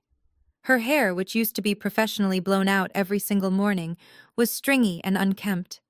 She had no makeup on, revealing deep, dark bags under her bloodshot eyes. When Patricia saw me walking down the steps, she let out a loud, agonizing sob. All of her wealthy socialite friends had completely abandoned her the second the embezzlement scandal broke. She was a total pariah in the city. With Richard's bank accounts permanently frozen and his physical assets seized, Patricia had been violently evicted from her luxurious neighborhood. She was currently packing her few remaining clothes into cheap trash bags to move into a tiny rundown studio apartment in one of the worst, most crime-ridden neighborhoods in the city. It was the only place that would accept a tenant with absolutely zero income, zero assets, and a highly publicized criminal association. Patricia took a hesitant step toward me, raising a shaking hand. "Olivia," she croaked, her voice raspy and broken. "Please, I have nothing left. I do not even have money for groceries this week. You have your revenge. You won. Please, just give me something to survive." I stopped on the stairs, looking down at the woman who had once slid $100,000 check across a restaurant table just to violently rip my family apart. I thought about the sheer cruelty in her eyes that night. I thought about how she smiled when she told me I was too poor to belong in her presence. I did not smile. I did not gloat. I simply looked at her with the exact same cold indifference she had shown me for 4 long years. "You should have saved some of that generous severance package you tried to offer me, Patricia," I replied evenly, "because the Bank of Apex Horizon is permanently closed to you." I walked right past her, leaving her weeping uncontrollably on the cold concrete sidewalk. The city she used to rule completely ignored her existence as I climbed into the back of my waiting Maybach. A few days after the final gavel fell at the federal courthouse, I scheduled a very important business lunch. I chose the location deliberately. It was the exact same Michelin star restaurant in downtown Seattle where my former in-laws had aggressively ambushed me with divorce papers and a pathetic bribe just 6 months prior. The crystal chandeliers still cast the same warm, expensive glow over the private dining areas, but my position at the table had completely changed. I was no longer the nervous freelance designer wearing an off-the-rack dress and praying for her husband's validation. I was sitting at the head of the largest table in the main dining room, dressed in a sharp, tailored executive suit, actively conducting a high-level strategy meeting with the newly restructured board of directors for Apex Horizon.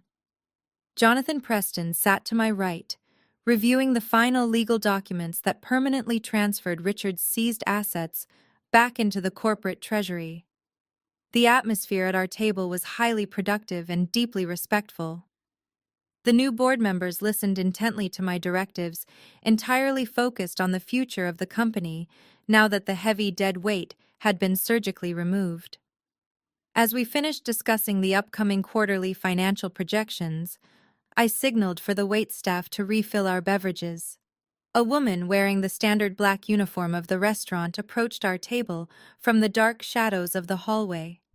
She carried a heavy silver water pitcher in both hands. Her hair was pulled back into a tight, practical bun, completely devoid of the expensive salon blowouts she used to effortlessly flaunt. She kept her head down, her shoulders hunched, in a posture of permanent submission. As she stepped into the bright light of the chandelier and reached over to carefully fill my crystal water glass, I immediately recognized her. It was Sydney. My former sister-in-law, the woman who had stood proudly in my living room and cruelly laughed at my packed bags, telling me to take a public bus so I would not waste gas money, was now waiting tables for minimum wage. Without Jamal's stolen millions funding her elite socialite lifestyle, Sydney had been forced to enter the actual workforce for the very first time in her privileged life. She had absolutely no college degree, no marketable skills, and a notoriously toxic reputation that completely barred her from any comfortable office job in the city. The only place that would hire her was the local hospitality industry, ironically at the very establishment where her family used to dine like royalty. Jamal used to sit at these very tables swirling $500 glasses of wine and loudly lecturing me on corporate liabilities. Now he was sitting in a federal prison cell, and his wife was serving tap water to the executives she used to look down on. Sydney's hands trembled violently as she poured the iced water. The heavy silver pitcher rattled softly against the thin crystal rim of my glass. She finally looked up, her bloodshot eyes meeting mine for the first time since the night of the Waldorf Astoria gala. The sheer, overwhelming humiliation radiating from her pale face was almost palpable. There were no massive diamond rings on her fingers anymore. Her bare hands looked dry, cracked, and overworked. Her face was completely stripped of her usual arrogant smirk, replaced entirely by the exhausted, hollow expression of someone who had lost absolutely everything.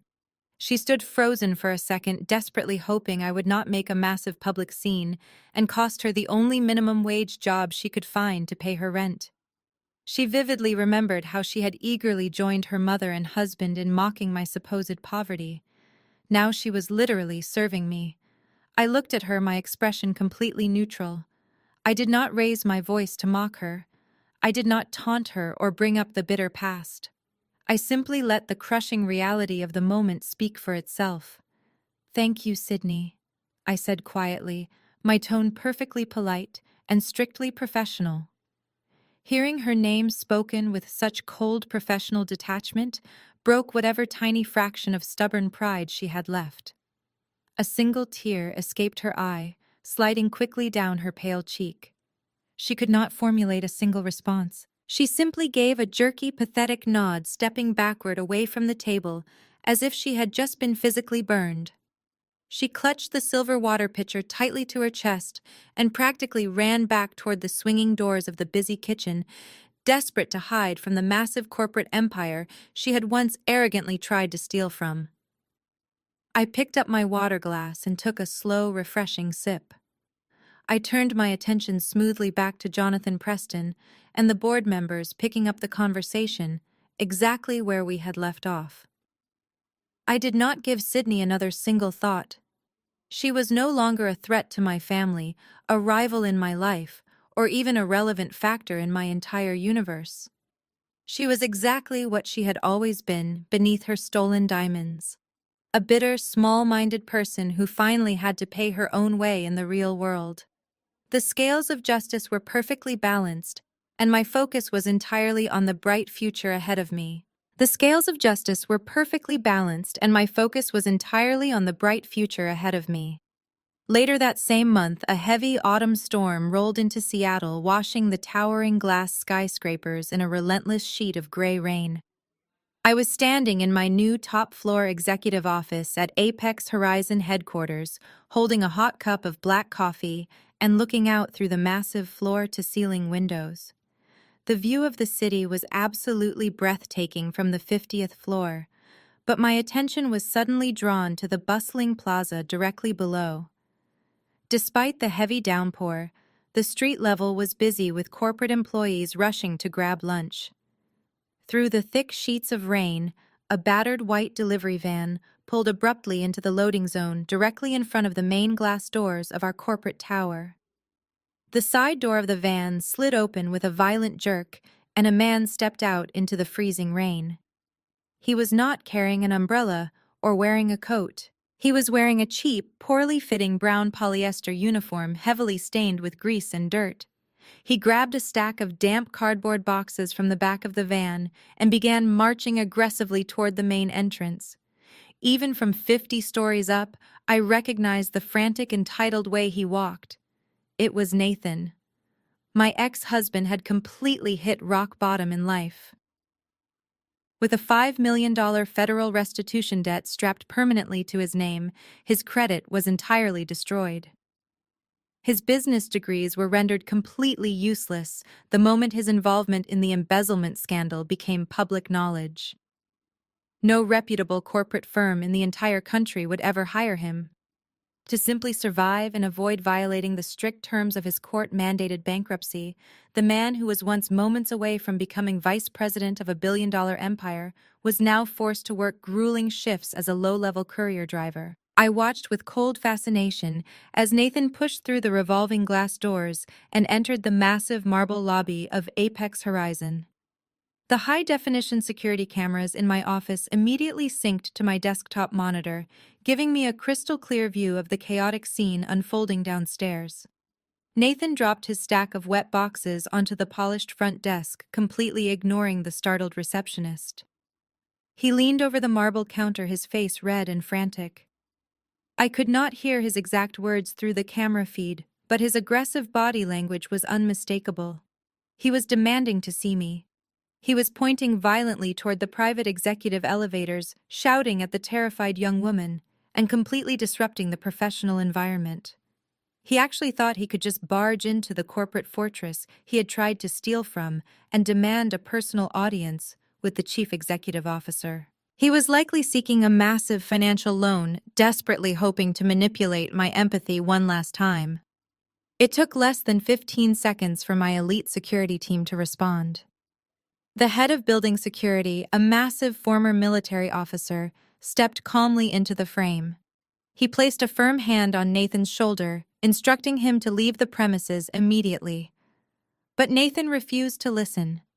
His desperation rapidly escalated into a full-blown public tantrum.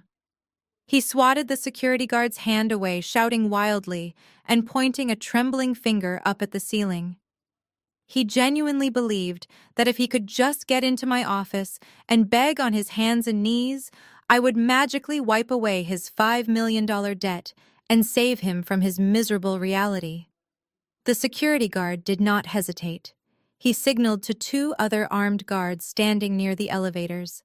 They moved with swift, merciless efficiency. They grabbed Nathan tightly by both arms, completely lifting his feet off the polished marble floor. Nathan thrashed and kicked violently, screaming at the top of his lungs, but he was utterly powerless against them. They carried him straight through the lobby and forcefully tossed him out the front doors. Nathan hit the wet concrete pavement hard, slipping on the slick rain and tumbling backward into a deep puddle. His delivery boxes were unceremoniously thrown out right after him, scattering wet cardboard and shipping labels all over the busy sidewalk. Passing corporate executives and wealthy investors, the exact same demographic he had spent his entire life desperately trying to impress, quickly stepped around him with looks of absolute disgust and deep annoyance.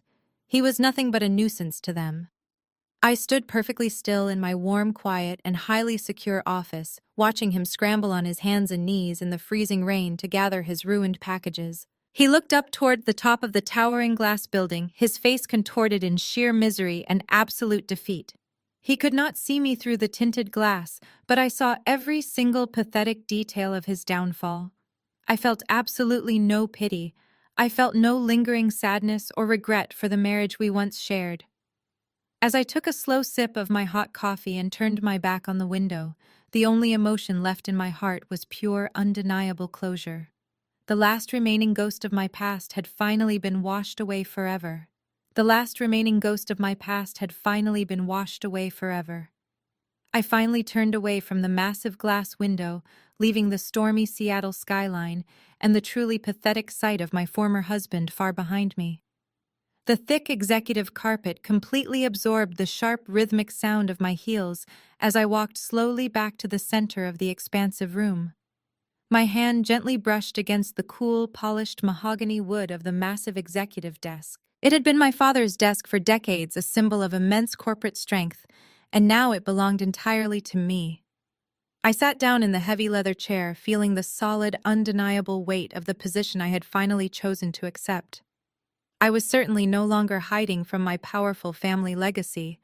I was actively wielding it to build something profoundly better, something clean and entirely free from the toxic greed that had nearly destroyed this entire company.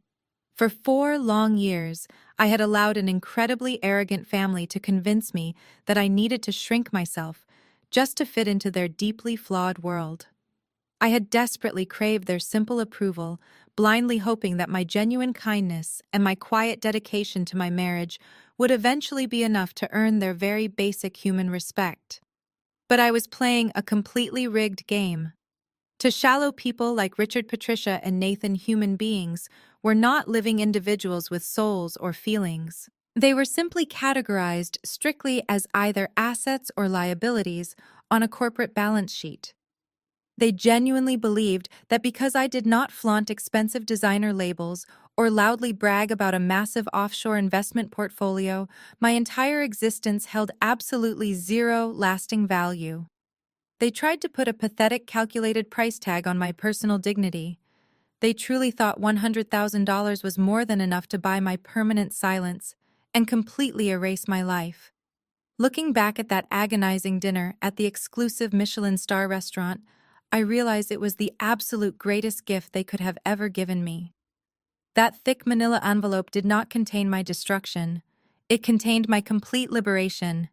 It forced me to stop pretending to be weak. It forced me to step completely out of the shadows and aggressively claim the immense power I had purposely avoided for my entire adult life. I learned a highly crucial, unforgettable lesson that cold, rainy night, a lesson written in shattered champagne flutes and sweeping federal indictments. You can never effectively negotiate your self-worth with people who are inherently bankrupt in their own basic morals. They will always attempt to drag you down to their miserable level simply because your quiet, unwavering independence fiercely threatens their loud, incredibly fragile egos. My former in-laws built their entire identities on an elaborate, fraudulent illusion. They worshipped money so blindly that they were eagerly willing to commit massive federal felonies just to maintain the false appearance of being entirely untouchable. They ruthlessly chased fancy corporate titles, luxury vehicles, and elite social circles, completely forgetting that true power does not need to constantly announce itself to the world. Real strength is completely silent. Real wealth is having the absolute freedom to walk away from highly toxic people without ever looking back. Now Richard and Jamal are sitting in cold federal prison cells, permanently stripped of their bespoke Italian suits and their stolen corporate millions. Patricia is living in terrifying poverty, totally abandoned by the wealthy high society friends she sacrificed her entire soul to impress. And Nathan is wandering the wet city streets in the freezing rain, heavily burdened by a crushing mountain of financial debt he will absolutely never escape. They lost everything because they fundamentally underestimated the quiet woman they aggressively invited to dinner. I opened my sleek laptop, entirely ready to begin my afternoon executive meetings and actively steer Apex Horizon into a brand new era of genuine technological innovation and strict ethical leadership. But before I dive fully back into the demanding corporate world, I want to leave you with this final vital thought. Never let anyone arbitrarily define your value based on their own shallow, superficial metrics. Never let a romantic partner make you feel small just to make their own deeply pathetic insecurities look slightly bigger. And never be afraid to boldly walk away from a table where genuine basic respect is no longer being served. They thought money gave them the right to treat people like garbage. They forgot that the quietest people often hold the most power. Have you ever had a partner's family try to make you feel inferior? How did you prove them wrong? Let me know in the comments below and subscribe for more stories of setting boundaries. The story of Olivia and her corrupt in-laws serves as a powerful reminder about the true measure of a person's worth. In a society increasingly obsessed with status designer labels and corporate titles, it is incredibly easy to fall into the trap of evaluating people based solely on their financial portfolios. Olivia's in-laws, and tragically her own husband, made the fatal mistake of equating a modest freelance career with a complete lack of personal value.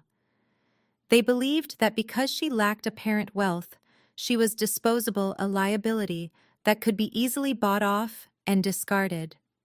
However, their unchecked arrogance blinded them to the reality that true power never needs to scream for attention.